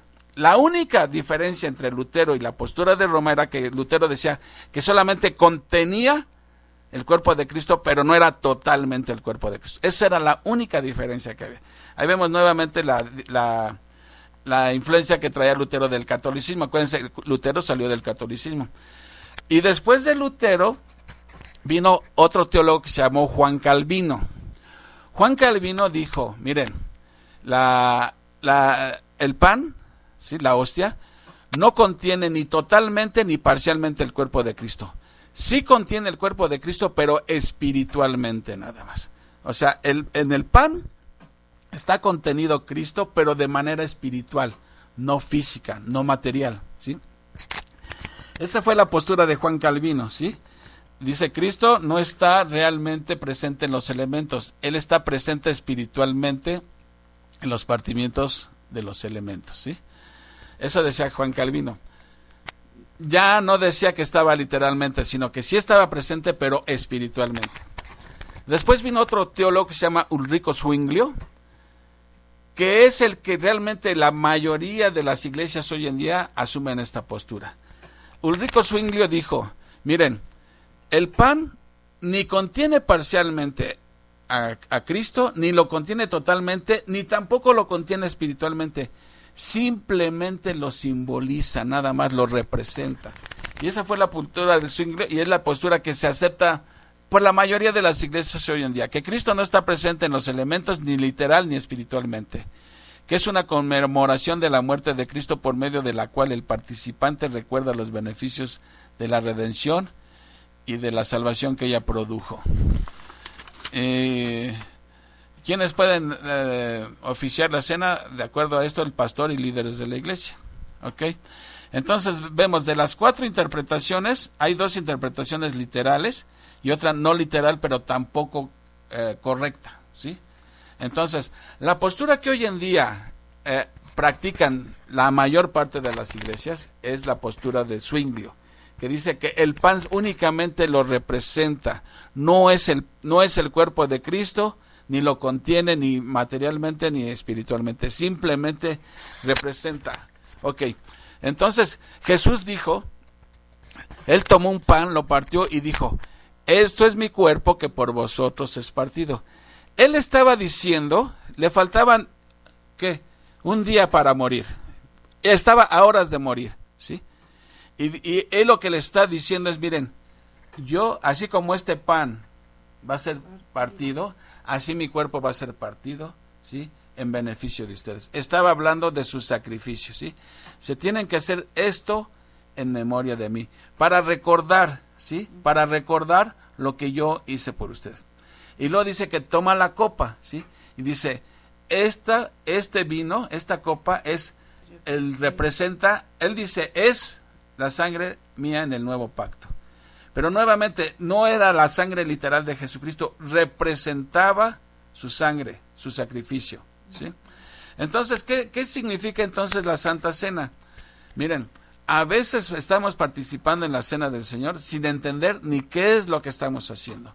Lo que estamos haciendo es recordando el sacrificio que Cristo hizo por nosotros por medio de la laceración de su cuerpo. Así como cuando estamos masticando el pan, nos debe recordar que así fue triturado el cuerpo de Jesús, ¿sí? y que esa sangre que Él derramó es la sangre del nuevo pacto, que este nuevo pacto está establecido desde Jeremías, que Dios dice, estableceré un nuevo pacto, ¿sí? Y no me volveré a acordar de sus pecados. Es un pacto que fue dado a Israel, pero que la iglesia entra en ese pacto, ¿sí? Entonces, cuando estamos celebrando la cena, estamos recordando el pan es representado o representa el cuerpo de Cristo. Y la copa que tomamos representa su sangre derramada por nosotros. Entonces, eso es lo que significa la cena del Señor. El pan representa su cuerpo, la copa representa su sangre, ¿sí? Nuevamente ahí se cumple. Sin derramamiento de sangre no hay remisión de pecados, ¿sí? Y entonces el creyente tiene que participar del pan y participar de la copa, ¿sí? De la copa. Esto es donde les digo la pregunta, ¿por qué en el catolicismo te dan el pan, pero nunca participas de la copa? O sea, nunca te dan a tomar la copa a ti. Y eso va en total ¿cómo se dice? En contradicción con lo que enseña la palabra de Dios. Entonces, ven, esas son las 4 posturas que hay en cuanto a la celebración de la cena. ¿Y cuál es la que nosotros aceptamos como la correcta? La postura que dice que únicamente representa el sacrificio de Cristo. Ahora, ¿cada cuándo tenemos que celebrar la cena? ¿Cada cuándo? A ver, ¿qué me dicen ustedes? ¿Diario, cada semana, cada mes, cada año? ¿Qué piensan? ¿Cada cuándo? No hay una fecha específica. No hay una fecha, no hay una periodicidad que digan. La Biblia no menciona que cada 8 días, cada mes o cada 6 meses. Pero lo que sí se debe de hacer es recordarlo con frecuencia, ¿sí? Con frecuencia. Dios estableció que el pueblo judío tenía que celebrarlo una vez al año. Pero la iglesia, y bueno, ya hay más hasta evidencias de que si nos pusiéramos a buscar bien en las escrituras, quizá en cada reunión que había de cristianos celebraban la cena del Señor. Pero yo creo que ahora, normalmente las iglesias lo celebran una vez al mes. No sé si se acuerdan ustedes, cuando yo todavía estaba allá en Cofradía, que en un principio celebrábamos la cena del Señor cada mes, que decíamos, el último domingo del mes vamos a celebrar la cena. Pero después yo caí en cuenta de que lo hacíamos como un número más del programa y le dedicábamos a la cena 5 o 10 minutos y a lo que sigue. Y creo que no estábamos realmente haciendo bien la cena, porque algo tan solemne merecía mayor atención. No, era algo diferente, no era un culto cualquiera. No sé si se acuerdan que después hasta poníamos las sillas en círculo y alabábamos, nos dábamos tomados de la mano. Y todo el culto era sobre la cena, la predicación, los cantos, todo era alrededor de la cena. Y le dábamos la importancia debida. Y lo hacíamos cada 3 meses, pero dándole todo el tiempo del culto a celebrar la cena. Y hablábamos de los sacrificios, hablábamos de Hebreos, hablábamos de la Pascua, todo lo que tenía que ver con esto, ¿no? Pero bueno, eso ya queda, yo creo, a criterio de cada iglesia con qué frecuencia la celebran. He visto iglesias que también le dedican 10 minutos, pero uno de los errores que he visto yo en las iglesias es que celebran la cena y no le explican a la gente lo que es y dejan que participe cualquiera. Si hay visitas o no hay visitas, no aclaran nada, que solamente los creyentes deben de participar en la cena, ¿sí? ¿Qué pasa si un no creyente participa? Pues no pasa nada, pero para él fue simplemente un ambigú, un refrigerio, qué sé yo. No le representa nada, pero no tiene la culpa. Si yo voy de visita a una iglesia y yo no soy creyente, ¿sí? Y me dan, pues lo tomo por cortesía y me dan luego el juguito y me lo tomo, pero para mí no representa nada. Es más, luego he visto que hasta los niños andan agarrando ahí el pan y lo están comiendo y participan niños en la iglesia cuando ni siquiera han entendido, yo creo, el evangelio. O sea, niños de 4 o 5 años, quizá ya niños de 8 o 10 que ya entendieron bien el evangelio y ya han puesto su fe en Jesucristo pueden participar. Pero si yo sé que mi hijo no ha entendido el evangelio claramente, pues no debo dejarlo participar, porque como que se le pierde la seriedad a este acto, ¿no?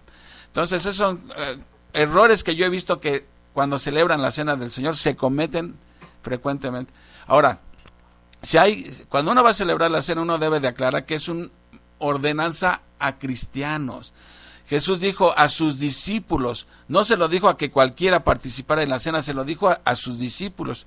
Entonces, si hay gente que no es creyente, se debe hacer la aclaración que se abstengan de participar. Pero hay otra restricción también que Pablo dice aquí en Corintios, y vamos a ver más adelante, en lo que vamos a Corintios nuevamente. Dice, me quedé en el versículo 25, porque vamos a ver luego también otros errores que cometemos. Dice, así también tomó la copa, después de haber cenado, diciendo, esta copa es el nuevo pacto en mi sangre. Haced esto todas las veces que la bebieres en memoria de mí.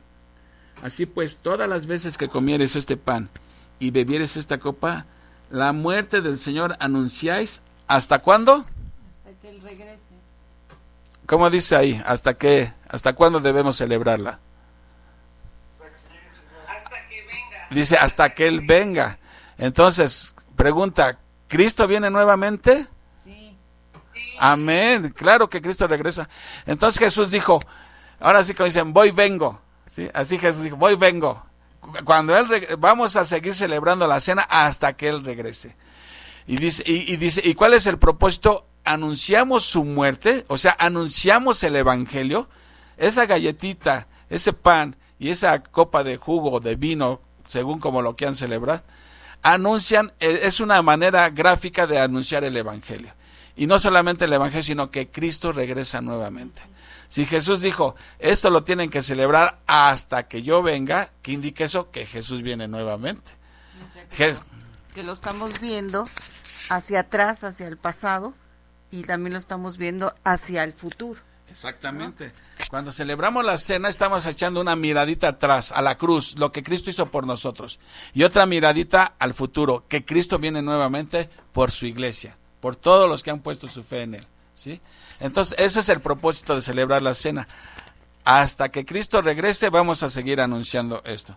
Pero luego dice, de manera que, en el 27, que cualquiera que comiera este pan o bebiera esta copa del Señor indignamente será culpado del cuerpo y de la sangre del Señor.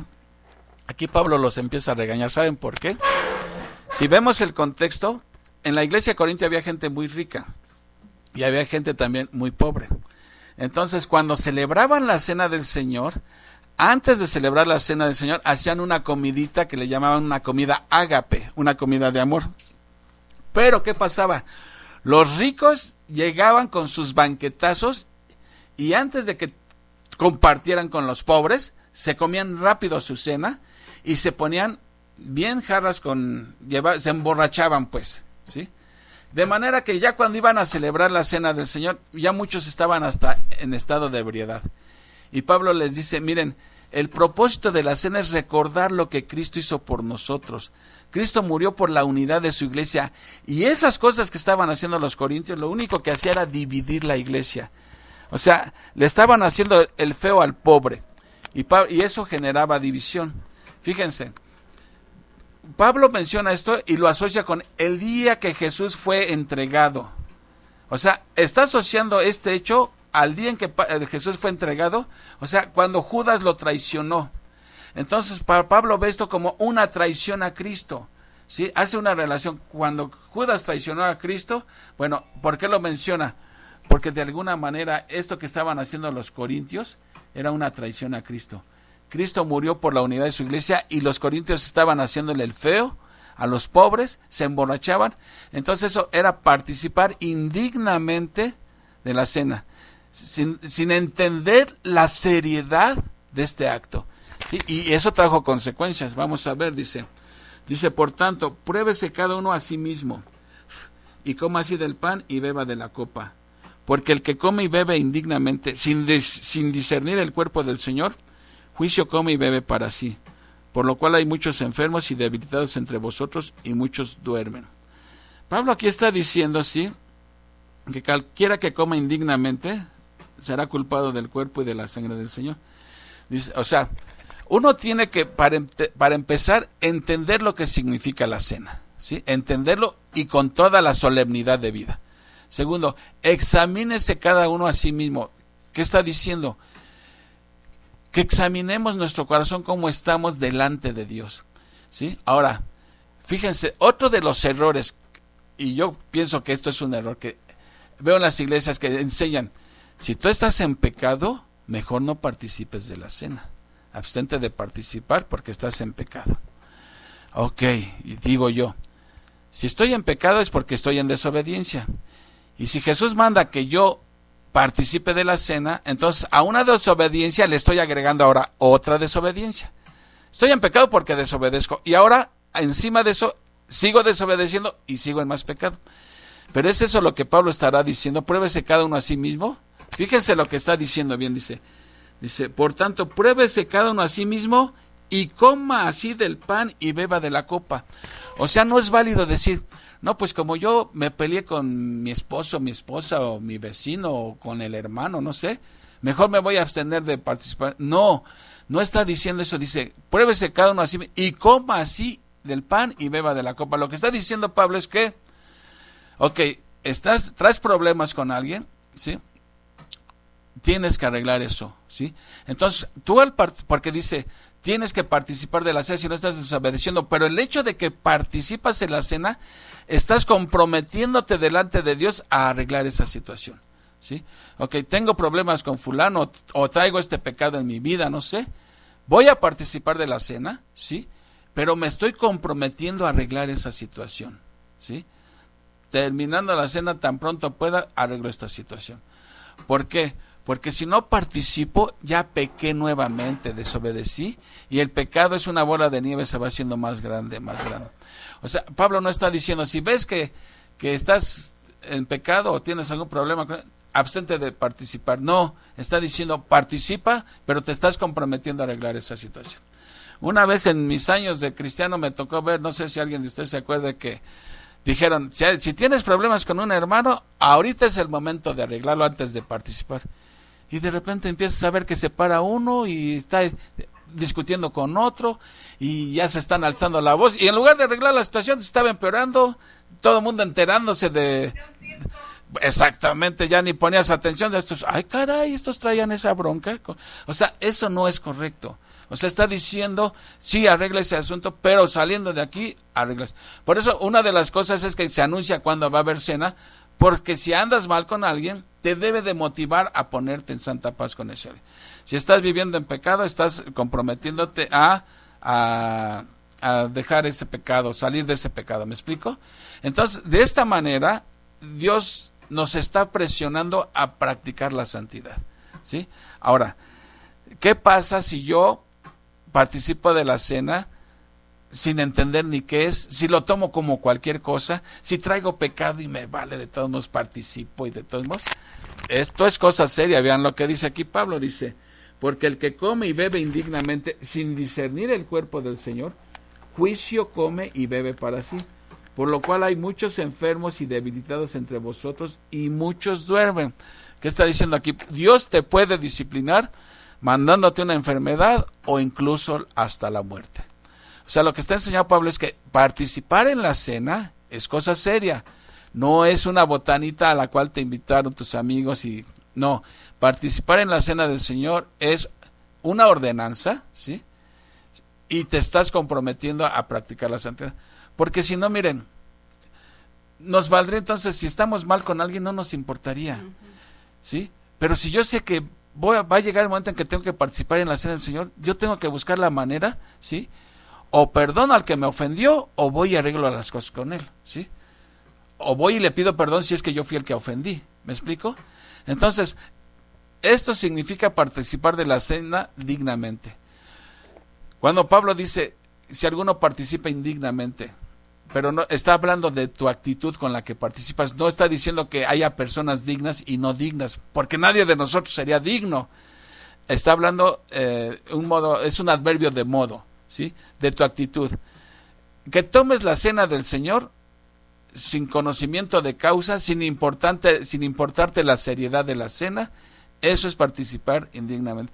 Pero si no me lo enseñan a mí, si el que me debe de enseñar eso no me lo enseña, pues me está haciendo participar indignamente, porque nada más pienso que es una galletita y tomar tantito jugo y ya, no me explican todo lo que conlleva, ¿sí? Esto.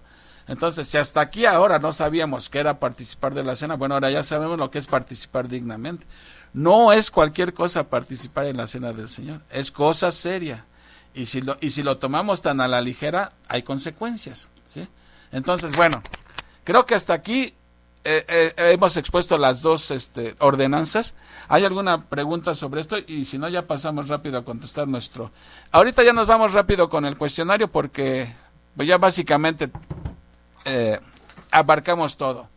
¿Alguna pregunta sobre lo de la cena del Señor o duda? Recuerden que cuando nadie pregunta es porque o todo se entendió bien o no se entendió nada. Sí se entendió. Very clear. Yo digo. Yo digo. Bueno, ¿alguna pregunta a alguien?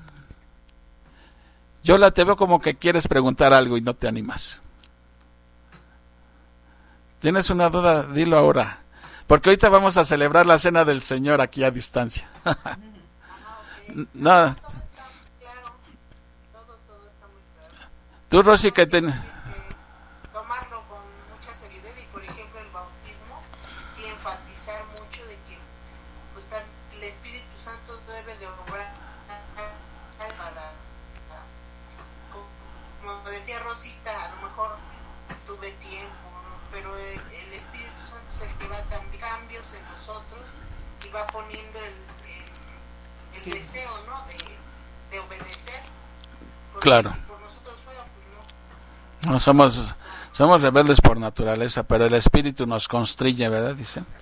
Tú, Rosy, que tenías dudas con lo del bautismo, no sé si en la cena también tengas alguna duda o algo. No es tanto creo que había entendido mal ahí perdí el audio en un momento. Creí que habías dicho que era importante parte del bautismo como para ser salvo, ¿no? Ah, o sea que la de David, o sea, estabas como que me estabas entendiendo exactamente al revés, que yo estaba enseñando que el bautismo era requisito para ser salvo. Oh, no, vas a hacer que me quemen por hereje. No, para nada, no, está genial, me ayuda mucho y refuerzo mucho cada vez que te escucho y cada vez que escucho respecto al tema. Y claro, y entender también que la cena es un acto muy importante y no por ello el decir, bueno, ya como estoy viviendo en pecado, yo ya no voy a hacer las cosas, ya no lo voy a hacer, no, al contrario, ¿no? Esto nos ayuda a escudriñarnos un poquito más y tomar conciencia de lo que estamos haciendo o lo que debemos dejar de hacer, ¿no? Claro, porque es muy fácil decir, este domingo mejor no voy a la iglesia porque va a haber cena y no quiero verme en situación difícil. No, cuidado con esas actitudes, ¿no? Cuidado. Dios todo lo ve. Ahí veo que dice iPhone, pero no sé quién sea. O alguien más que quiera. Ah, Brendis. Ahora estás de incógnita. Dime. También Jesucristo nos da un nuevo mandamiento. Dice, les doy un nuevo mandamiento, que nos améis unos a otros. Eso no podría ser como una ordenanza como el bautizo y la Santa Cena, ¿verdad? Bueno, ese más bien es un mandamiento. Un mandamiento nuevo os doy, que os améis unos a otros como yo os he amado. O sea, el mandamiento, uno puede decir, pues yo sí amo a mi esposa, amo a mis amigos, pero Jesús dice, como yo os he amado. ¿Y con qué amor nos amó Cristo? Con amor ágape. Ese es el nuevo mandamiento. Ama aún al que no merece que lo ames. Ese es el mandamiento. ¿Por qué? Porque ese es el distintivo del cristiano. Mismo Jesús dijo, en eso conocerán todos que son mis discípulos, si tienen amor los unos por los otros, ¿sí?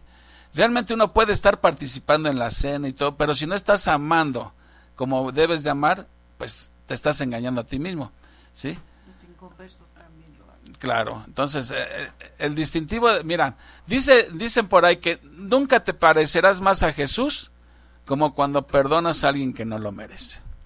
¿Te quieres parecer a Jesús? Perdona a quien no lo merece. O sea, eso es la gracia de Dios. Eso es la gracia. Dios nos perdonó a nosotros sin que lo mereciéramos, ¿sí? A ese amor hemos sido llamados. Pero como no se nos dé este amor por naturaleza, sino más bien a mí el que me la hace me la paga, Dios tiene que ayudarme si quiere que yo ame de esa manera. Dios tiene que ayudarme porque a mí por naturaleza no se me da. Y si a mí me está costando trabajo amar así, entonces necesito pedirle a Dios a Dios, ayúdame a amar de esa manera, ¿sí? Se nos manda a los maridos a amar a nuestras esposas con amor ágape. Se lo merezca o no se lo merezca, debemos amarlas, ¿sí? Y sin embargo, no se nos da por natural. Dios nos tiene que ayudar a amar a nuestras mujeres de esa manera, ¿sí? Incondicionalmente, ¿sí? Un amor sacrificial. Exactamente, como dice, vosotros, maridos, amar a vuestras mujeres como Cristo amó a su iglesia, y la palabra amor es ágape, y se entregó a sí mismo por ella, ¿sí? Entonces, con amor sacrificial, ¿ven? Juan Carlos, Sí, y algo que debe quedar bien claro, ¿quiénes son los que deben tomar la Santa Cena, no? ¿Quiénes son los que deben de tomar la Santa Cena? sí comenté que solamente los creyentes, ¿verdad? Que ese es un mandato o una ordenanza para creyentes.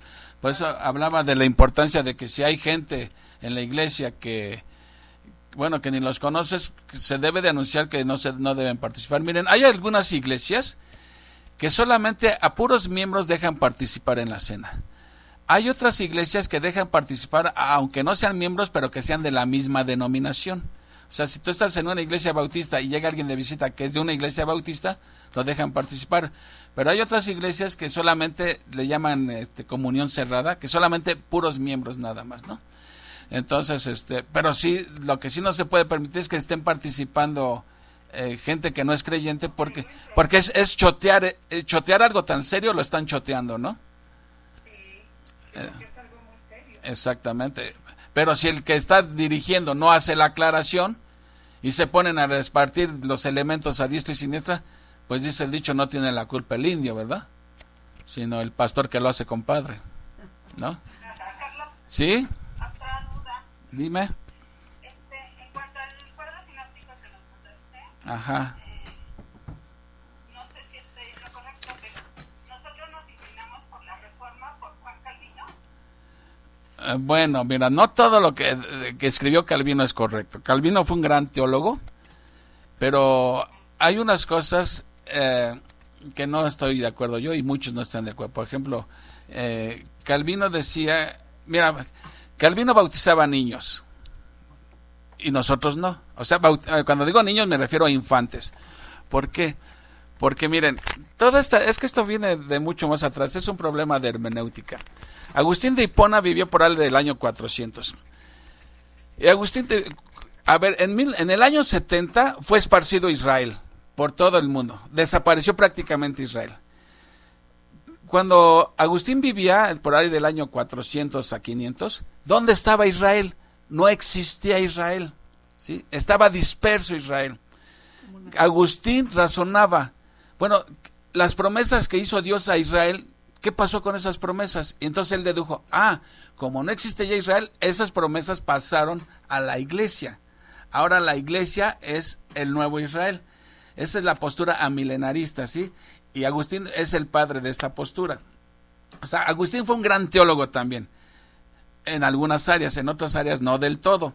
Entonces, él sentó la base para pensar que ahora la iglesia es el nuevo Israel. Entonces, las promesas que Dios hizo a Abraham, ahora se van a cumplir en la iglesia. Esa es la postura de algunos teólogos. Pero había una señal que hacían los judíos, la señal del pacto. ¿Se acuerdan cuál era la señal del pacto? Que Dios le dijo a Abraham que tenía que hacer con cada chamaco de 8 días de nacido. La circuncisión era la señal del pacto.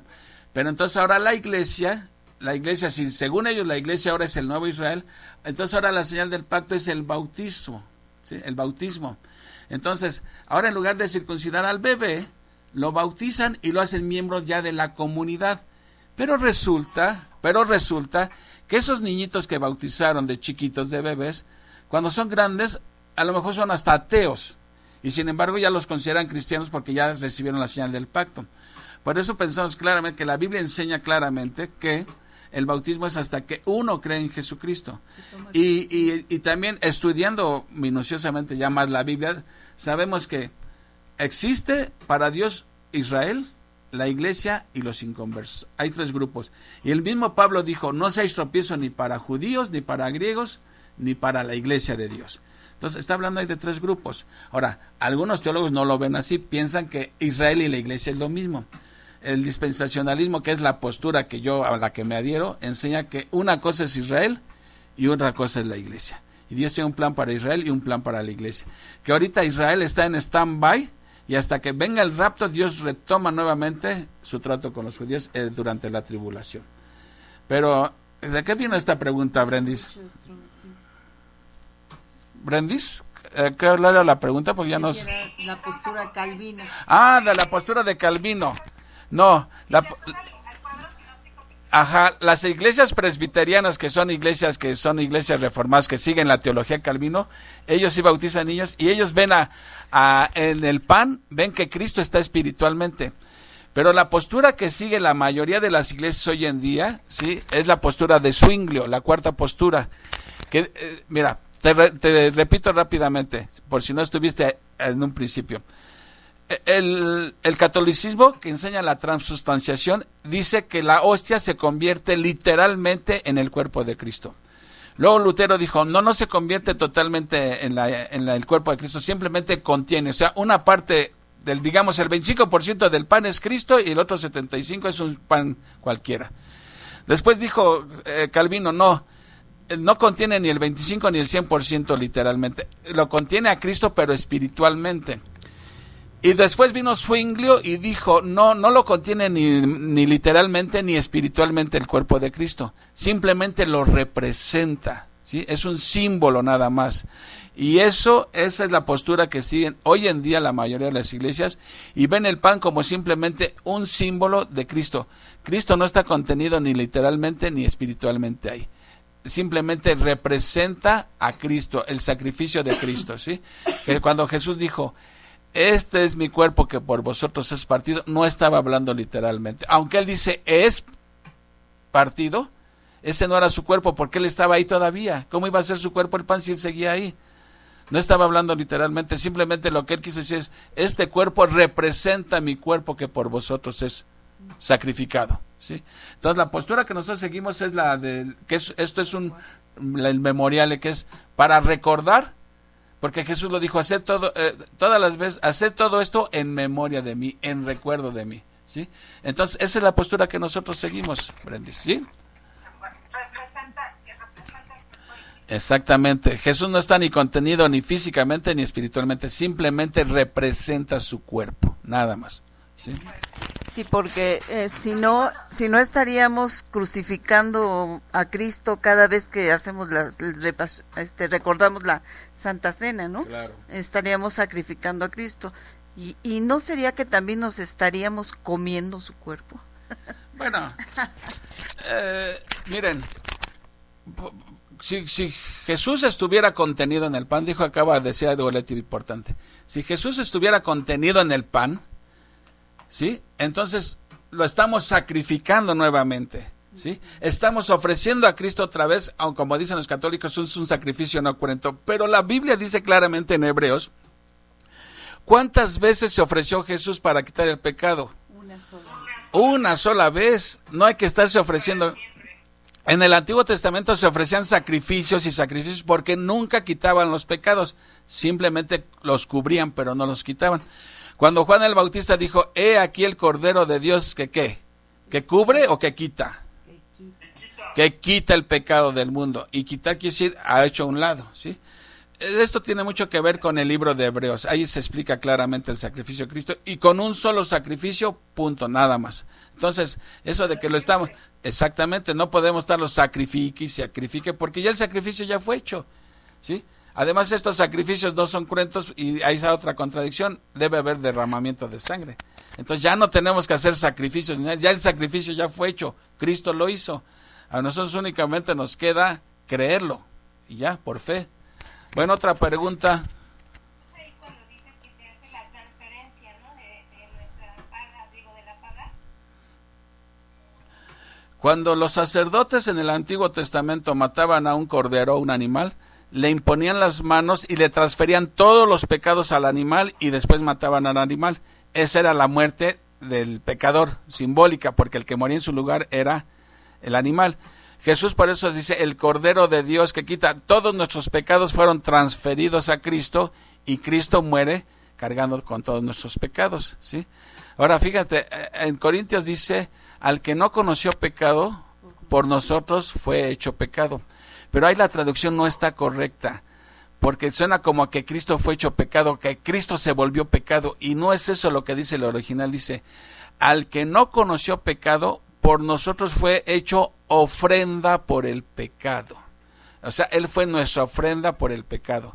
No es que Él que se convirtió en pecado, Él fue la ofrenda presentada por nuestro pecado, ¿sí? Hay una gran diferencia entre ser hecho pecado y entre ser hecho ofrenda por el pecado, ¿sí? Y que hizo sufrimiento desde Jesús cuando lo iban a crucificar, ¿no? Porque iba a haber esa separación que existía en un momento cuando se le transferían los pecados del mundo. Miren, cuando todos nuestros pecados fueron transferidos a Cristo y Él fue nuestra ofrenda por el pecado, fue ya casi para morir y Jesús pronunció unas palabras, Eli, Eli, lama sabactani, que significa, Dios mío, ¿por qué me has desamparado? ¿Sí? En ese momento, esa comunión tan íntima que habían tenido por toda la eternidad, se rompió. Se rompió, ¿por qué? Porque no puede haber comunión entre el Dios Santo y el pecado. Entonces, eso fue lo que más le dolió a Jesús, la separación de su Padre por 3 horas. Miren, fíjense nada más un dato curioso. ¿Cuánto tiempo le tomaría a un pecador pagar por sus pecados? ¿Cuánto tiempo? En el supuesto que los pudiera pagar. No le alcanzaría la vida, para pagar. Ahora, imagínate pagar los pecados de toda la gente. Bueno, Jesús los pagó en 3 horas. Las 3 horas que duró, que se oscureció la tierra y que Dios estaba descargando toda su ira sobre su propio Hijo, Jesús pagó los pecados de todos en 3 horas, que fue el tiempo que se... Y acuérdense que se rompió el velo, ahora que estamos viendo Éxodo, el velo que separaba el acceso a Dios, se rompió el velo del templo, indicando que ahora el acceso estaba libre a Dios a través del sacrificio de Cristo, ¿sí? Entonces, todo eso tenemos que entender cuando celebramos la cena y cuando nos bautizamos, tenemos que entender todo eso, lo que Cristo hizo por nosotros, ¿sí? ¿Otra pregunta?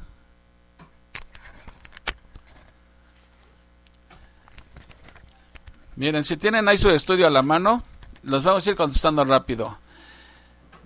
Dice, el bautismo del Espíritu Santo. Dice, este pasaje habla del bautismo del Espíritu y menciona que así nos identificamos con Cristo. Ahí es la respuesta, para que vayan checando. Este hecho espiritual no es visible a nosotros, sino solamente a Dios. Lee 1 Corintios 12:13. Este pasaje habla también del bautismo del Espíritu. Cuando somos salvos, el Espíritu nos hace parte del cuerpo de Cristo, que es la Iglesia Universal, ¿sí? Ya esto nos vamos a ir rápido porque ya lo hemos explicado y lo acabamos de explicar ahorita. Dice, el bautismo es una decisión. Aquí no estoy muy de acuerdo en esto. Bueno, puede ser una decisión y no decisión, porque no es algo de que si tú decides si lo haces o no, más bien es una ordenanza. Lee Mateo 28:19-20. Cuando alguien se hace discípulo de Cristo, ¿cuál es el acto de obediencia que debe cumplir? Ya dijimos, bautizarse. Lo dice el Hechos 2:41, que habla del bautismo en agua. Al realizar este acto, los nuevos creyentes fueron, ¿qué? Añadidos a la iglesia local. ¿Quiénes pueden bautizarse? Según Hechos 8:36-38, según este pasaje, el único requisito para poder bautizarse es el del eunuco etíope, creer en Cristo, ¿sí? Luego dice, conceptos equivocados acerca del bautismo en agua. El bautismo no salva ni es un paso hacia la salvación. El bautismo en agua no es un hecho que ayude a ser más santo o más espiritual, ¿sí? Sin embargo, es uno de los primeros actos de obediencia en la vida del creyente. O sea, el bautismo no te salva ni te hace más santo, pero sí te motiva más a vivir en santidad. El bautismo no es una promesa ni una garantía de que no vamos a pecar más en nuestras vidas. Qué bueno fuera, ¿verdad? No es una declaración de que somos perfectos, sino una declaración de que somos salvos. Luego, acerca de la cena, nos dice lo que la Santa Cena es. Dice, la Santa Cena nos recuerda el sacrificio de Cristo. Eso lo vimos en 1 Corintios, dice, el vino representa la sangre de Cristo que fue derramada por vosotros. Estos dos elementos, pan y vino, son símbolos, repito, símbolos que representan el sacrificio único de Cristo, hecho una vez y para siempre. La Santa Cena es un recordatorio de la segunda venida de Cristo. Claro, porque vimos que Jesús dijo, hacer todo, cada vez que hagan esto, recuerdan mi muerte, y ¿hasta cuándo? Hasta que yo venga, ¿verdad? O sea, Cristo viene nuevamente y algún día hablaremos de la segunda venida de Cristo. Cristo dice 2 veces en 1 Corintios que hagamos esto en su memoria, ¿sí? O sea, para recordar. 4. La Santa Cena es un acto de comunión. 1 Corintios 10, 16, 17 señala 2 aspectos de la comunión que gozamos al celebrar la Santa Cena. Tenemos comunión con el Señor y también con los demás hermanos que forman parte de la iglesia. Ahí es donde Pablo regaña a los corintios. ¿Cuál comunión había con los demás si les hacían el feo? ¿Quiénes deben de participar en la cena? Deben participar todos los que han confiado en Cristo como su Salvador y están en comunión con el Señor. Si uno no ha puesto a su fe únicamente en Cristo, de verdad no debe de participar. Es lo que decimos, si alguien no es creyente, no debe participar. Deben de participar todos los que se han examinado a sí mismos, ¿sí? Cuando dice, Pablo dice, pruébese cada uno a sí mismo, el sentido de la palabra pruébese es, pruébese con el sentido de aprobar, no de reprobar, ¿sí? O sea que si hay algo que no está bien, mejóralo para que puedas participar y no decir, no participo entonces. Según los versículos 29 y 30, ¿qué puede pasar si uno come y bebe de la cena indignamente? Pues ya vimos que Dios disciplina, puede disciplinar aún hasta con la misma muerte, ¿sí? Lee la Santa Cena no es un nuevo y constante sacrificio de Cristo. Lee Hebreos 10, 11, 14. Ahí lo dice claramente, el sacrificio de Cristo nos salvó y es importante señalar que Cristo tuvo que sufrir una sola vez. La Santa Cena no nos salva, ni es un paso hacia la salvación. Pues según Tito 3, 5, 7, la salvación no se obtiene por... A ver, esa sí contesten, no se obtiene porque... Si lo contestaron, tuvieron que haber leído Tito 3, 5, 7. Dice, nos salvó no por obras de justicia que nosotros hubiéramos hecho, sino por su misericordia. Entonces, ¿por qué Dios nos salvó? Nada tuvo que haber ninguna obra.